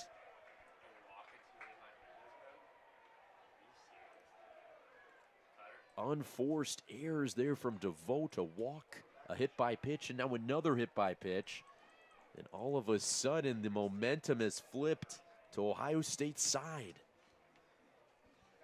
Yeah, after a real strong inning there from Michigan just not too long ago, Ohio State captures it all back now, and Tracy Smith's going to go out there and talk to DeVote. We'll see if there's a change coming. Looks like there will be. Head to the bullpen to get a left-handed pitcher. We'll confirm that pitcher's name when he gets to the mound. But DeVote, an inning and 2/3 of work, gives up a hit. However, 2 walks, 2 hit by pitches. He's responsible for those 2 runners on. And now nobody out in the 8th. As the new pitcher comes on, it's number 38, Slade Moore. The freshman left-handed pitcher from West Bloomfield, Michigan, who I actually played against in high school. I went 0 for 2 against him with 2 strikeouts. Yeah, he's pretty good. Also, I'm not a very good hitter. I was about to say, was he good or are you bad? Thank you, man. But yeah, 15 innings of work in 12 appearances this year, a 3-0 record, a 5.4 ERA, 16 strikeouts to 8 walks. We'll see what he can do here now, inheriting 2 runners on and nobody out in the top of the 8th inning. Moore, the lefty. He's had 15 innings of work this year, 3-0 record. Yeah. An interesting arm slot as well, especially from the left side. Sits lower 90s. He's 2-time All-State for West Bloomfield. See that slider as well. He likes to mix in, moving away from those lefties. And it'll be the 9-hitter Miles Vanden Heuvel for Ohio State. Looking to add some insurance here in the 8th.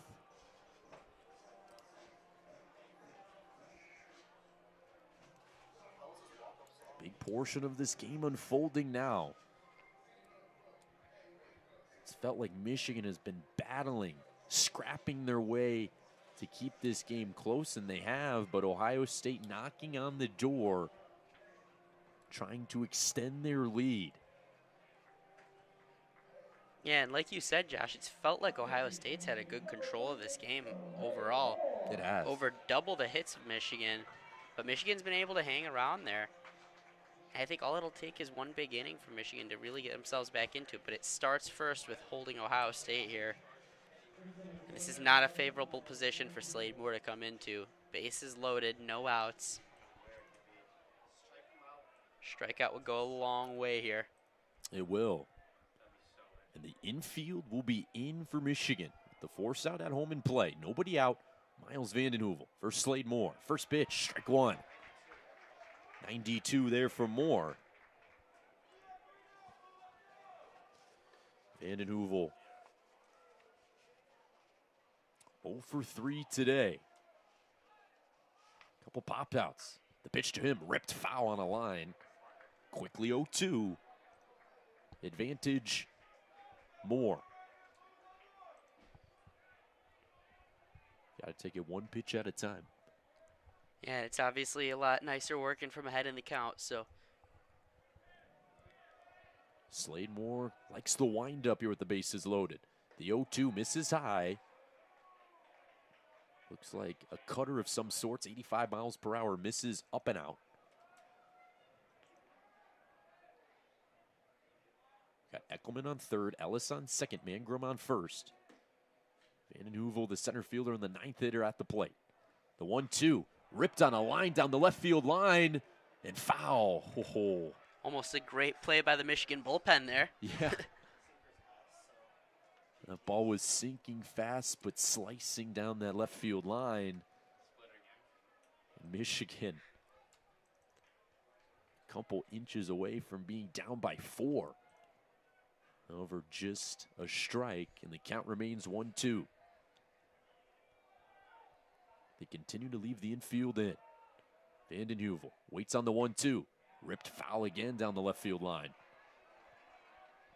Ahead of that Moore off speed. We'll see if he can make adjustment. Or who can win this game of chess first. Yeah, an absolute dogfight over here. This is what you live for if you're a baseball fan. Big at bat, nobody out, bases loaded. 4-3 Ohio State. Vanden Heuvel, the open stance. He waits on the 1-2. In there, strike 3. Huge pressure pitch there from Moore and gets the strikeout in a big moment for Michigan. 92 miles per hour. Inside corner. So that'll bring up Alex Bemis. Favorable look for him, but Michigan with some momentum has a good chance to make something happen here. Peterson rings up Vanden Heuvel. Back to the top of the order for Ohio State. Alex Bemis has reached base 3 times this afternoon. 2 walks and a hit by pitch. That one misses low for ball 1. Up to 93 on the radar gun for Slade Moore. As a freshman, throwing 93 from the left side. Very valuable. Only more room to grow. The 1-0 for Moore. That ball ripped into left field, a base hit. Rounding third is Ellis. The play at the plate, not in time. A 2-run single for Alex Bemis, and it's 6-3 Ohio State. Yeah, Bemis with a solid little line drive over into left field. And that one was always going to score a couple. He hit that ball really nicely.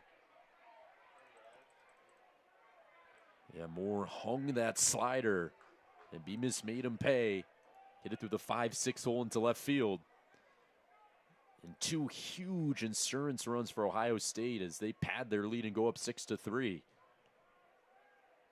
Still 1 out in the inning. And a called strike there on Henry Kazmar.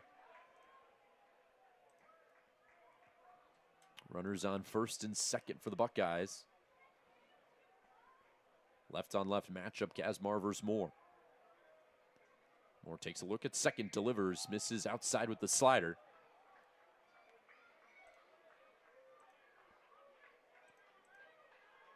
Gotta take it one pitch at a time. Dial back to where you feel most comfortable.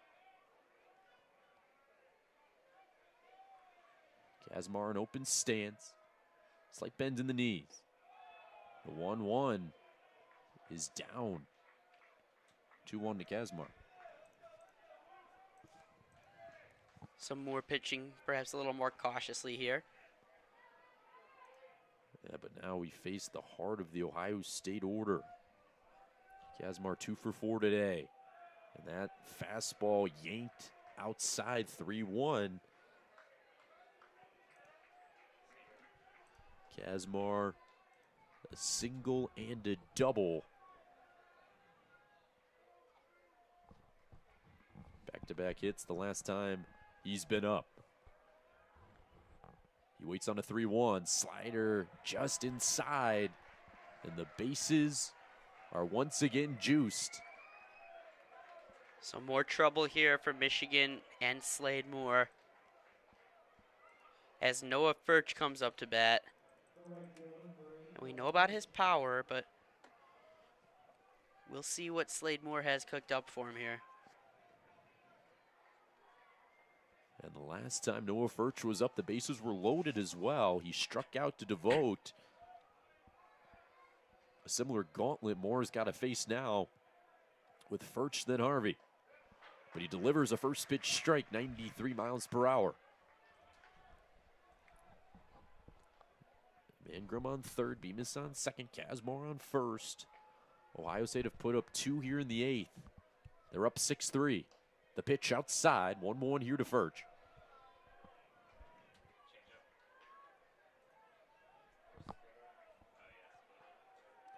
So look at the scoreboard. Ohio State's 10 hits to the Michigan 4. The 1-1 delivery from Moore is fouled off the end of the bat and out of play. 1-2 here to Furch. So Moore finds himself ahead of the count right now.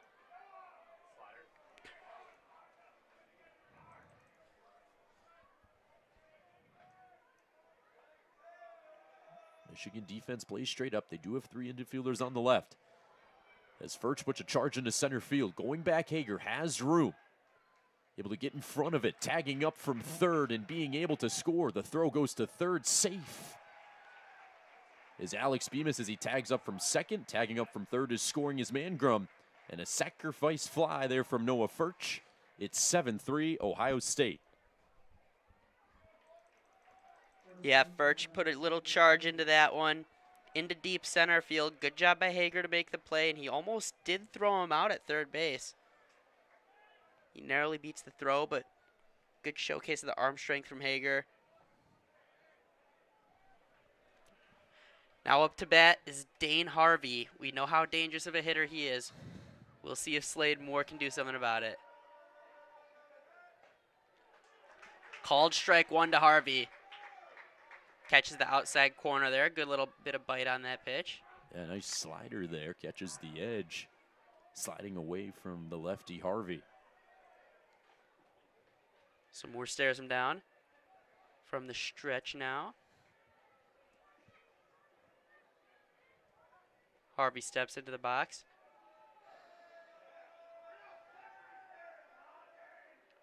Moore checks the runner at first. Deals the pitch. Little bit high to Harvey there. So the count will be 1-1. As you hear the Ohio State dugout heckling, hooting and hollering there at Slade Moore. Trying to intimidate. Moore trying to block out the noise as he deals. Harvey, big swing there, strike 2. Yeah, slider. Harvey out in front of it. Yeah, good bit of cut there, Josh. Yeah, took his head off the ball. He's looking for a home run into the right field seats. Oh, runner goes home. He's tagged out by Miller. So the inning ends on an attempted steal of home.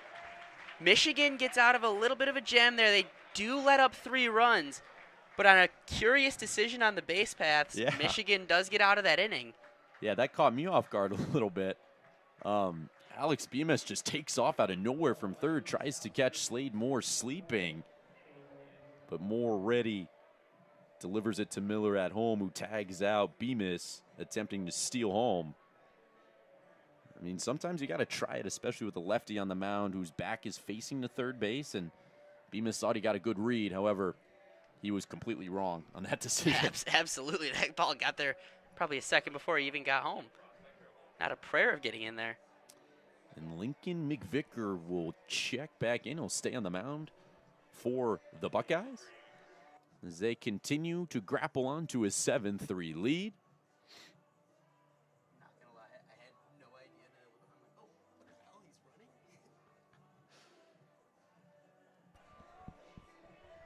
running. As McVicker on the mound, senior day tomorrow.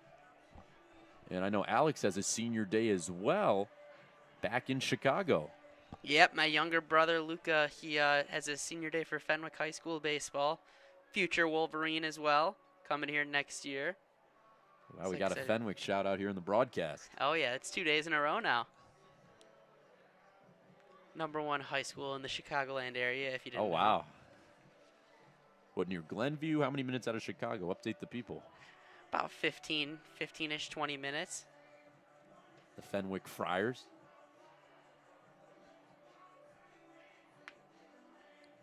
And the Friars as well are just on the edge of conference play. They're almost done with their last few conference games here, and then they will head to the playoffs. Yeah, high school baseball heating up as well as college baseball. Playoffs almost happening at the same time. It's always good. A lot of baseball to watch in those yeah. couple weeks. Always fun. As Michigan trying to spark up a little comeback here in the bottom of the 8th inning. And they've just the guy to do it here. This is Colby Turner, far and away the best hitter on the Michigan offense. Steps into the box right now, and he stares down McVicker. Yeah, he's 1 for 3 today. A single, pop out, and ground out, leading off the bottom of the 8th inning. Here for the Wolverines. McVicker's first pitch in there for a called strike. Looks like a slider there at 80 miles per hour. The crowd has kind of gone mute. So momentum was building in the 6th as well as the 7th inning after Morrow made a beautiful diving catch. And then Jeffries hit a bomb as Colby Turner takes that inside for a ball. But Ohio State completely stifled it by putting up 3 here in the 8th inning. And now Michigan trying to make it up. So Colby Turner will try and break it open here. As McVicker kicks, deals. Turner, high pop-up. Little bit of confusion near the sideline, and it's caught. Yeah, Ellis ranges to his left. Down the first base line for out number 1 here in the bottom of the 8th inning. Evan Hager now stepping up, the 3-hole hitter and the center fielder for Michigan.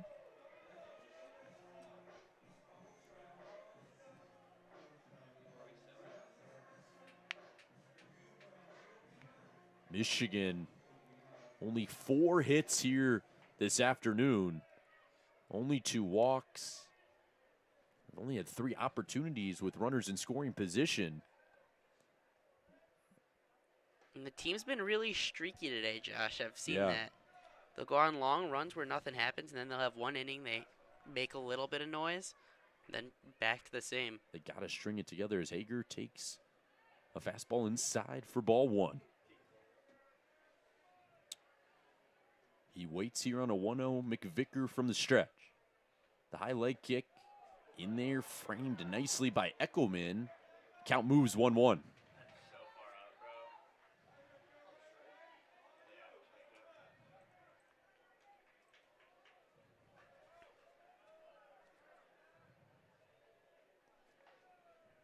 Evan Hager waits on the 1-1 offering here from McVicker. And he fouls it off his leg. That with some spin dribbles near the on-deck circle. Tossed to Noah Miller in the catcher's gear. And not a cloud in the sky. Game began cloudy. They had to turn the lights on here early. But now it's really brightened up. Yeah, real script flip here. Yeah, some nice breeze. You see the American flag blowing out in left center field. With the backdrop of Ray Fisher Stadium as Hager fouls it out of play. You see the softball stadium in left center, Carroll Hitchens Stadium. And you see the Chrysler Center, about right center field, and then obviously the big house, Michigan Stadium in right field. Beautiful complex around us. It's far. It stretches far across State Street. Here in downtown Ann Arbor as Hager lifts it foul out of play as Alex Bemis runs out of room there and left, running into the dugout, the bullpen wall of Michigan. And you're right, Josh. It is a big complex, and everything's pretty interconnected.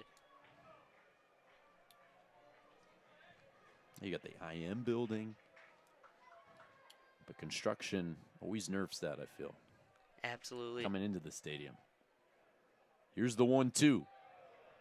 Lays off the high cheese as Hager, even at 2.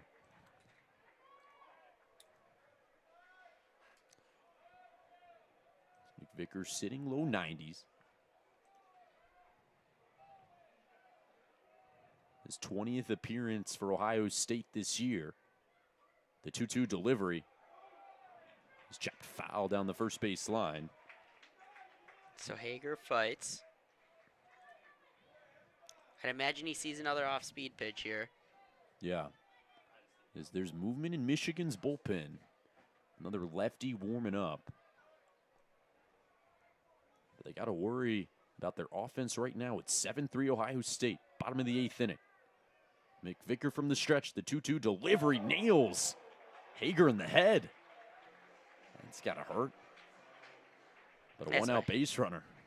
Hager might be seeing a couple birds, but he gets first base. Any means possible.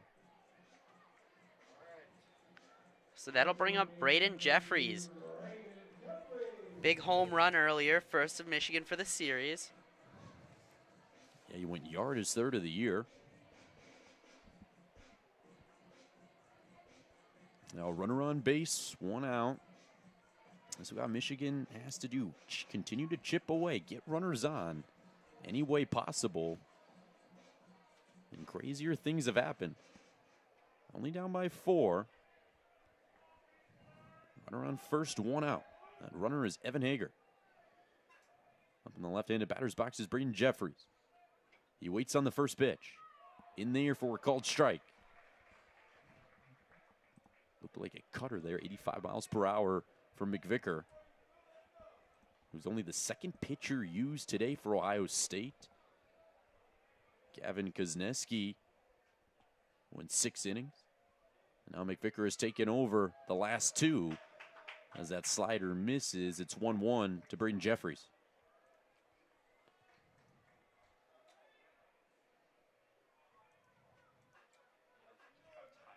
Jeffries here. A lot of motion in his stance. Yeah, a little bat wiggle. He's really back in the box. Grounds it to second base. Ellis flips it to shortstop for 1. The relay to first. A double play.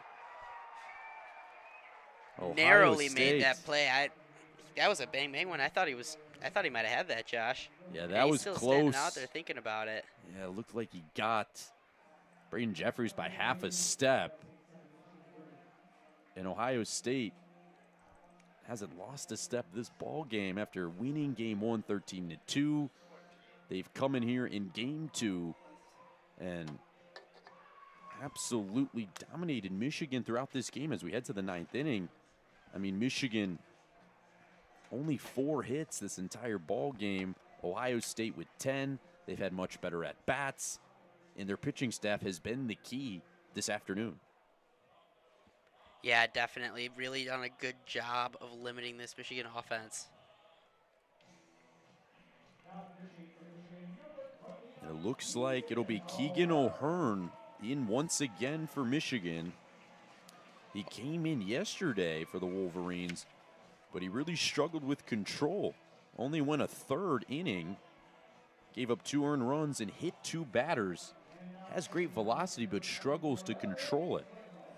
Yeah, that velocity you talked about is the key part of his game. Just hit 98 in one of his practice pitches right now.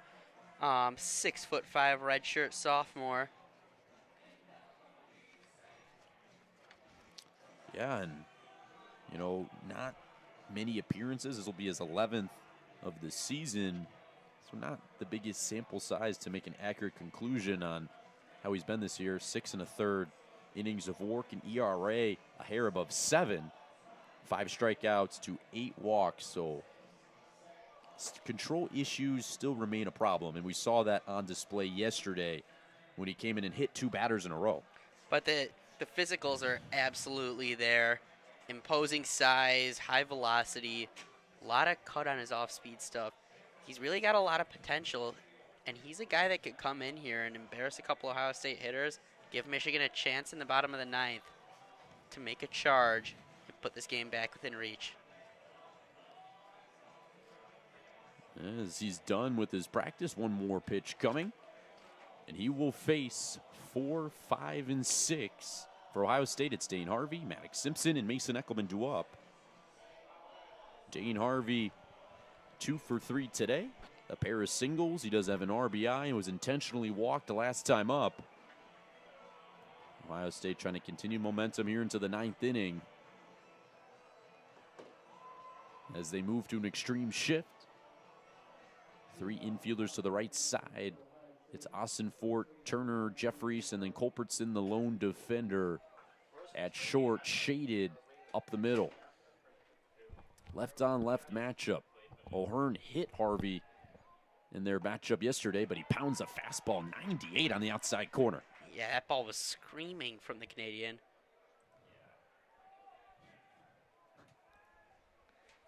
Yeah, the redshirt sophomore. O'Hearn up 0-1.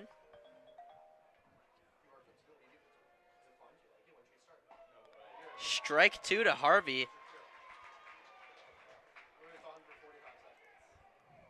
So up 0-2 against a very dangerous hitter for Ohio State. That's a nice swing and miss. You can see the potential projectability he has. Definitely there, Josh. As O'Hearn gets set, deals, and called strike 3 on Dane Harvey, who's not happy about it. Shrugs off the ump, but that off-speed pitch just drops right in there at 85 miles per hour and rings up Dane Harvey. It's the most difficult hitter in the Ohio State lineup is dealt with, and that'll bring up Maddox Simpson. He continues his words. He keeps looking back and chirping. The home plate umpire, Pete Peterson, who stands his ground. And now Maddox Simpson at the plate. 1 for 3 in this ball game as he slices that foul ball near the cars. Yeah, that's hitting one. Whew. That's a dangerous spot, man. You're playing the lottery out there. Absolutely. I don't know if it's worth the extra minute you save walking. Not even a minute. It's like 30 seconds. People are lit. People have places to be. As that fastball 98 again misses high. 1-1 to Maddox Simpson, who lined out his last time up to Dane Morrow, who made a spectacular catch in right. After Dane Harvey was intentionally walked before him, Simpson had a good piece. Unfortunately, was caught there in right field as that's fouled off again. 1-2 to the sophomore third baseman.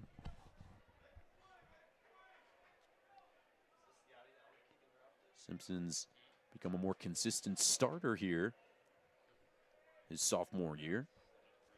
Appeared 36 times his freshman year, hit .237 with 2 home runs, but now has increased that average by about 40 points, almost hitting .280. The power's up. As O'Hearn misses, ball 2. Evens the count at 2. They play him straight up. O'Hearn from the stretch. The 2-2 just outside as Miller tries to frame it back into the zone. Doesn't get the call from Peterson behind home plate. So O'Hearn now facing a full count to Maddox Simpson. Gets set. Deals the pitch. Fouled off by Simpson down the first baseline and out of play. A common theme this entire series. Ohio State hitters making this Michigan pitching staff work. Yeah, long at-bats from nearly everyone in the Ohio State lineup. They keep battling, keep fouling stuff off until they get their pitch, and they've made them pay. A combined now 20 runs here in the first 2 games. As O'Hearn almost catches Simpson there, and that'll be ball 4. So Simpson will take first base, bringing up Mason Eckelman. And this is what O'Hearn struggles with, those control issues. It's his 9th walk of the year. 1 out here in the top of the 9th inning. And Michigan's got to do everything in their power to limit the damage done here in the 9th, so this offense can at least have a chance to potentially tie it back up. Needing 4 runs right now in the bottom of the 9th. It's now Mason Eckelman, the catcher at the dish. Another left-on-left matchup. First pitch to him, pounds the strike zone, center cut, 99 from O'Hearn. Yeah, almost hitting triple digits there. He is absolutely shoving so far. There's some action in the Michigan bullpen. O'Hearn slider. Oh, that's nasty. Following that 99-mile-per-hour heater. A lot of horizontal movement on that, too. Yeah, made Eckelman jump there in the box. Quickly down 0-2. So now O'Hearn in a good position here. Gets set. Shrugs the shoulders. Deals the pitch. Just a little outside. Ooh, he wanted it there. He wanted that bad. He went to the fastball and just misses on the outside corner. I feel another fastball coming here, though, Josh. Yeah, that's a really elite pitch if he can locate like that. He waits here on the 1-2 from the stretch. O'Hearn delivers. Same just spot. outside, yeah. One with the slider this time. Just moves probably a half a ball outside. 2-2 now. Here to Eckelman. There's a single and a walk. Deals, no check to first this time. Same spot again and does not get the call. Count is now full on the 98-mile-per-hour heater. Yeah, and if you're O'Hearn, that really hurts. He's gone 3 straight pitches right on the outside. Black has not gotten any calls yet. So on the full count now, O'Hearn deals. And it's a weak little line out from Eckelman there. So there will be 2 outs in the top of the 9th here, bringing up Lee Ellis, the second baseman. Yeah, good job from O'Hearn to induce that weak contact there. 3-2. You know Eckelman's not going to be picky up there and gets a jammed shot to the shortstop, Culbertson, and now it's Lee Ellis, the second baseman, stepping into the plate, who's 1 for 3 today. And an RBI single in the second, was also hit by a pitch the last time he was up. The delivery from O'Hearn is upstairs for ball 1. Now, what we know about Lee Ellis is, while he did have that RBI single early to give Ohio State their first run of the game, he is prone to striking out. So against a guy with high velocity like this, got to be on the lookout for that. O'Hearn deals. Ooh. Nearly ran in and got Ellis again. Right near the head at 98. That'll wake him up for sure. Yeah, 2-0 now here to Ellis. And it's funny, you've seen a lot of changes made by Tracy Smith with pinch hitters, different lineups, a lot of different bullpen arms, but Justin Smith and Ohio State have stood pat. They've stuck with the same starting lineup, no pinch hitters, and have only used 4 pitchers total this series as Ellis pops it up a country mile to left field. Coming in is Stressler. He has room on the foul line, and he makes the catch. O'Hearn retires the side. A scoreless frame in the top of the 9th as we head to the bottom of the 9th. Michigan, their last 3 outs as they're down 7-3 against Ohio State. Looking to somehow claw back into this game. Yeah, one last chance for Michigan here in a game with major implications. Yeah, they got their 5, 6, and 7 hitters up at the dish. As McVicker struts back out there.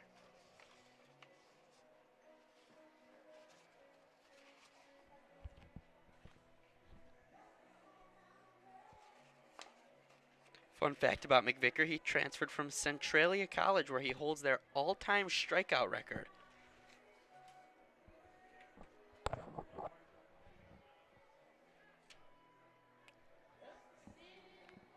Michigan will look to make a little dent here. Need 4 runs to stay in it here in the bottom of the 9th. So due up is the catcher, Noah Miller. He is 1 for 3 so far this game. And as we said on the year, very, very solid stats from Noah Miller. Obviously excels on defense, but on the offensive side of the ball, he has been extremely effective. Yeah, the last chance for Michigan, and as this game kind of slips away, it's also their chances of making an NCAA tournament appearance, as this could be another, I believe, a quad 3 loss, which does not help their RPI and lowers their percent chance of making the tourney field as an at-large bid. They might need some help, and they might need to put into some results in the Big Ten tournament next weekend, as it looks like that this picture is getting painted clearer and clearer for the Big Ten tournament field, and Michigan will be seeded potentially 5 through 12 and have to play in that double elimination game in order to get to the knockout round. However, they still have 3 outs here in the bottom of the 9th to try to change that. It's 7-3 Ohio State. Noah Miller at the dish, the starting catcher. McVicker on for his 3rd inning of work. The first pitch, Miller checks his swing. He doesn't go, however, it's a called strike anyway. So Noah Miller with an 0-1 count now. McVicker working fast. Yeah, he does. From the stretch. The 0-1 in there for strike 2, 91. Gets the call on the outside corner there. There's some paint. Not the best call. Yeah, Miller was not a fan of it either. I agree with him. So 0 for 2. Or 0-2, excuse me. 0-2 here to McVicker. He sets and deals. Miller flips it foul there into the Ohio State bullpen. Miller 1 for 3 today. A base hit, a fly out, and a line out. Has hit the ball hard. Some good at-bats. And over not really been rewarded. Here he is down 0-2 to McVicker, who's getting his pitch comm sign from the hat. Puts his glove to his leg. Now comes set by the belt buckle. High leg kick, and he deals. Misses high with the high cheese. 92. As Noah Miller kind of ducks outside. Matthew Ossenfort on deck. So Miller with another chance. Has a chance here. Stares down McVicker. Very still in the box, locked in. Just and outside. That's a ball. Yeah, just outside. Miller thought about it, checked his swing, but held up. So it's 2-2 now to Miller. It looks like some activity in the Ohio State bullpen. They got a lefty warming, just in case McVicker can't close this one out. He's 3 outs away. The pitch to Miller. Rung up, strike 3. Caught him looking. McVicker, a 92-mile-per-hour fastball, freezes him. Miller was not happy about that. I'm unsure if he was unhappy with himself or with the calls from the ump there, but definitely was mouthing something off. And here is Matthew Ossenfort. Down to their last 2 batters are the Wolverines. Ossenfort 1 for 2 today. Hitting .262 on the year. And takes the first pitch strike. Had a double in the second. Only the 3rd extra base hit of the series for Michigan. Also a walk in the 6th. Has been struggling Wolverine offense the first 2 games of this series as Ossenfort fouls it straight back. Quickly down 0-2. Struggling offense, but this is a favorable lefty-righty matchup here for Ossenfort, so. Yeah. And the type of velocity you want. 93, 94 from McVicker. You can catch up to it. Hit it a long way. Here's Ossenfort. Chokes up a little on the bat. Waits on the 0-2. Checks his swing. Did he go? No. Able to hold up and stay alive. It's 1-2 on Ossenfort. Good job by Ossenfort to hold it back there. McVicker from the stretch deals. Ossenfort rips it into right field, and it gets down. Ossenfort will round first, but he'll stay at first for a single. Nice job in right field by Ohio State to get that ball back in. Yeah, he'll hold up there at first base. But Ossenfort breaks it open for Michigan with a one-out single. Yeah, good day for him. That's the third time he's reached.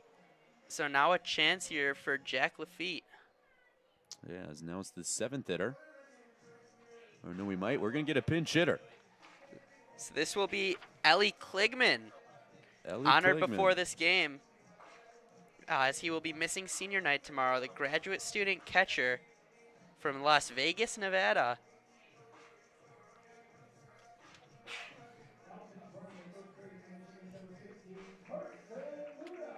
Yeah, honored before the game, like you mentioned. The senior now pinch hitting for Jack Lafitte. And a pinch runner as well. It'll be number 15, Carson Luna, heading out there for Matthew Ossenfort at first base, trying to get some quicker legs, fresher legs out there. And here's Ellie Kligman. They'll wait on a McVicker offer. The first pitch paints the outside corner. 83 for strike. So Kligman's bounced around a little bit. Transferred from Sacramento State, but he also attended Fullerton College and Wake Forest. Bounced around. He has 4th university in 4 years. Kind of the story of college sports nowadays in the NIL era. He waits on an 0-1 offering. Same spot, different results. Pete Peterson, the on-plate umpire, calls it a bit outside. It's 1-1 to Kligman. Sure, Kligman's happy about that one. So the count will be 1-1. And we got to highlight Kligman's defensive ability. He's thrown out 7 runners in only 22 appearances this season. Really impressive stuff. Great backup catcher as he swings and misses on that off-speed pitch, chasing it below the zone. He's down 1-2.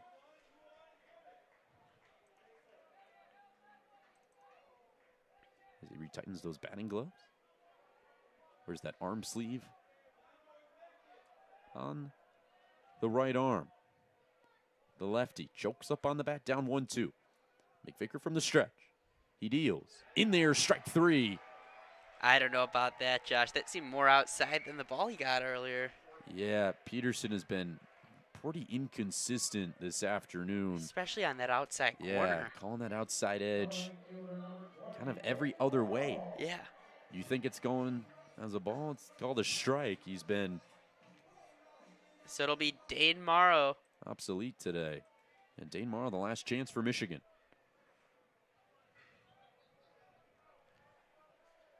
McVicker gets set. Pitches in, and it is a ball outside.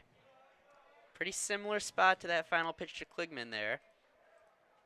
Dane Morrow 0 for 3 today. Reached on a fielder's choice, which was an RBI. But 2 strikeouts. You're batting in the 8th hole, playing in right field. Another chance for the freshman here. 1-0 count. And that ball misses low. So it'll be 2-0. Favorable count for Morrow. He did make a superb defensive play in right, saving a few runs. Michigan only 5 hits compared to the Ohio State 10. They're down 7-3. Pitch comes in. Runner goes. No one's covering second, so so Luna reaches second base. A little jello ball. Scoreboard. Yeah, Luna's first stolen base of the season. So McVicker. That one misses as well, so it'll be 3-1 to Dane Morrow. On the 91-mile-per-hour fastball. And Michigan continuing to battle. Anything can happen if you get runners on. Keep going until you get that tying run to the plate. Completely right, Josh. And McVicker deals the pitch. And that ball misses, so it'll be ball 4 to Dane Morrow. We'll head over to first base. Runners on first and second. And that'll bring up Drew Culbertson.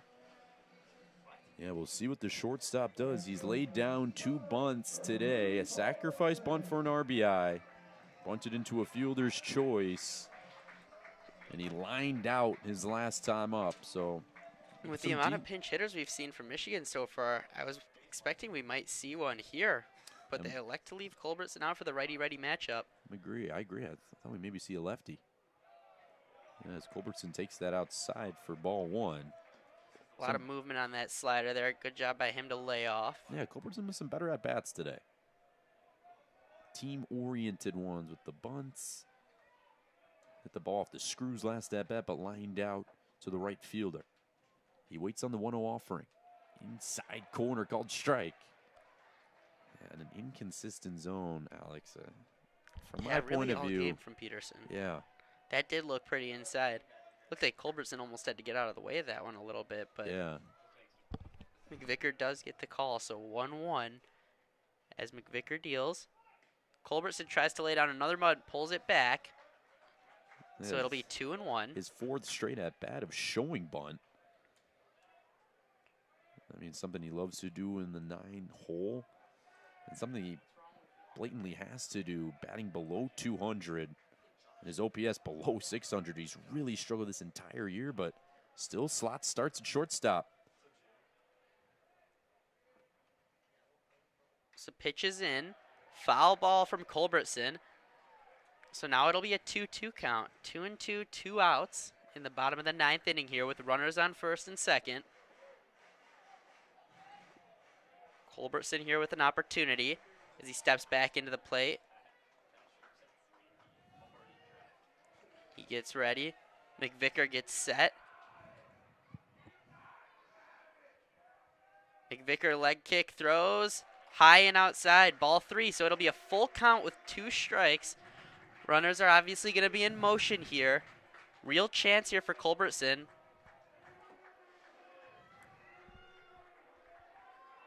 Who steps back into the plate. Back of the box. McVicker's already set. Kicks, runners go. Ball 4. So bases will be loaded for Michigan here with 2 outs in the bottom of the 9th inning.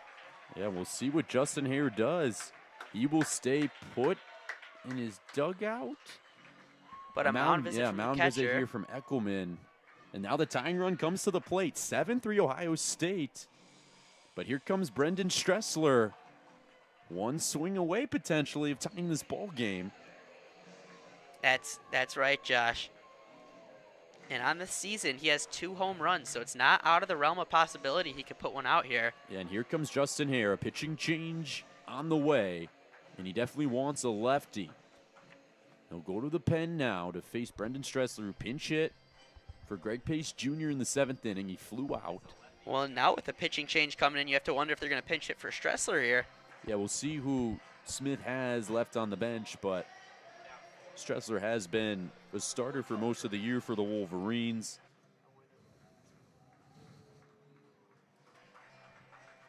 As Michigan trying to tie this series. They've loaded the bases here in the bottom of the 9th inning. It was an Austin Fort single, got pinch hit for Carson Luna. Then Dane Morrow and Drew Culbertson drew back-to-back walks. Boo-Birds come out from the stands here. And it'll be Luke Carroll coming in for the Ohio State Buckeyes, the redshirt senior. The big lefty, 6'2", 215 from Davis, California. 26th appearance for him. 24 and 2/3 innings of work, a 4.74 ERA, and a very great strikeout to walk ratio of 26-5. So this guy, another high leverage bullpen arm for Justin Hare's squad. Definitely, yeah. And that ERA is sitting at 4.74, so pretty solid look from him. And like you said, he's got good control, really limits the walks and racks up the Ks. He's a guy that's bounced around a little as well, too. Started his college career over at Oklahoma. Then he transferred to a smaller school, Northwest Florida State College. Then transferred to Ohio State just 2 years ago, and he's made the most of his opportunity there. He's been around the park, man. Wow. And here we go. Yeah, the left-on-left matchup. And it will be a pinch hitter. It'll be Jun Sung Park, the righty, who's had some magic up his sleeve the entire season. Tracy Smith calls him Mr. Clutch. In a week span, he had 4 go-ahead, game-tying, or walk-off hits. And he kind of brought the magic for Michigan. Fans love him. Yes. The Seoul, South Korea native. We saw him in the Maryland series. We saw him in the Washington series. He started with a pinch hit walk-off 3-1 double versus Washington in the last week of April and continued that into the Maryland series. We had a go-ahead home run in extra innings. He's been the guy in clutch situations for Michigan, and here he is now. Michigan down by 4. However, bases are loaded, 2 outs in the bottom of the 9th inning. The new pitcher, Luke Carroll, on the mound, a lefty versus right matchup. Jun-Sung Park waits on the first pitch, and it's in there for strike 1. Takes an 80-mile-per-hour breaking ball down the middle there. So now Park sees the speed. Yeah, hopefully he's ready. His first appearance this series. It's his 19th appearance total. Batting .239 this season, a home run, 13 RBIs. He waits on an 0-1 from Carroll, who delivers from the stretch. Outside corner, it catches it, a called strike. Don't know about that one. Down 0-2. Some of what we've been seeing there, but down 0-2 is Park. Yeah, I don't know, Alex. And Jun-Sung Park takes a breath. Coming off cold off the bench now in a do-or-die spot for the Wolverines. Down to his last strike. Carroll from the stretch. And that ball, just foul down the right field line. Jun-Sung Park stays alive. Yeah, that was hammered down the opposite field. Just a tiny bit late on it. We'll see if Park can make some adjustments here. Count remains 0-2. As the crowd gets into it, Jun-Sung Park sets up. The South Korea native gets ready for the delivery. The 0-2 to Park. Outside. Good take. 1-2 now to Park. Staying patient up there. Does a little bit of his imitation of the Soto shuffle, kind of looks like up there. Now reset, stays in the box. See his back foot on the white tape. He waits for the 1-2 delivery from Carroll. On the ground to shortstop. Kazmar to first, and he gets Park. Ohio State wins game 2 by a final score of 7-3 against the Wolverines. And another outstanding performance for the Buckeye offense. And Michigan goes down once again. Their offense isn't able to shine here on a beautiful 70-degree day in Ann Arbor. Yeah, Michigan showed some more flashes there than they did just a night ago. But and even made a little charge in the end there. But overall could not get it done against this Ohio State team. They dropped game 2 of the series to Ohio State. And that'll be all for tonight. Yeah, Jun-Sung Park unable to pull off another magic trick in his bag. He had 4 go-ahead game-tying or game-winning hits. Pinch hit, Michigan down by 4, but bases loaded in the bottom of the 9th. They're unable to come up with a clutch hit, and they fall. It's their 3rd straight loss, their 2nd straight to Ohio State. And it's tough for Michigan. They fall to 32-21. Ohio State improves to 28-23. And right now, Michigan is below Ohio State in the standings in the Big Ten. They fall to 7th. And the Wolverines pretty much clinch a spot into that double elimination series in the Big Ten tournament starting early next week in Omaha. Yeah, it's really a tough break for Michigan there. Had a chance at making their path a lot easier. But nevertheless, they still have a good chance. Just going to take a little more work now. Yeah, and one more game tomorrow. The regular season series finale. It's senior day for the Wolverines. First pitch at 1 p.m. tomorrow. We will be back here on WCBN Sports with coverage. Alex, any final takeaways of this ball game today? I mean, yeah, like I said, there were a lot more positives this game than there were yesterday, but still lost by 4 runs. Can't really be too happy with the result there. So I think Michigan needs to channel some more of that hitting that they showed. They had a couple innings where they strung a couple hitters together, really made some noise. They just got to stop being so streaky, have to get a little more consistent. Yeah. And I think that would be the key to taking the final game against Ohio State tomorrow. Yeah, and a tough one for Michigan as once again they fall to the Buckeyes by a final score of 7-3. We'll be back here tomorrow for the final game of the regular season for the Wolverines. It's a 1 p.m. first pitch. We hope you enjoyed WCBN Sport coverage of Michigan baseball. It's been Josh Samuelsen and Alex Ponzio on the call. And we'll end the broadcast like we do as always, with a good night and a Go Blue.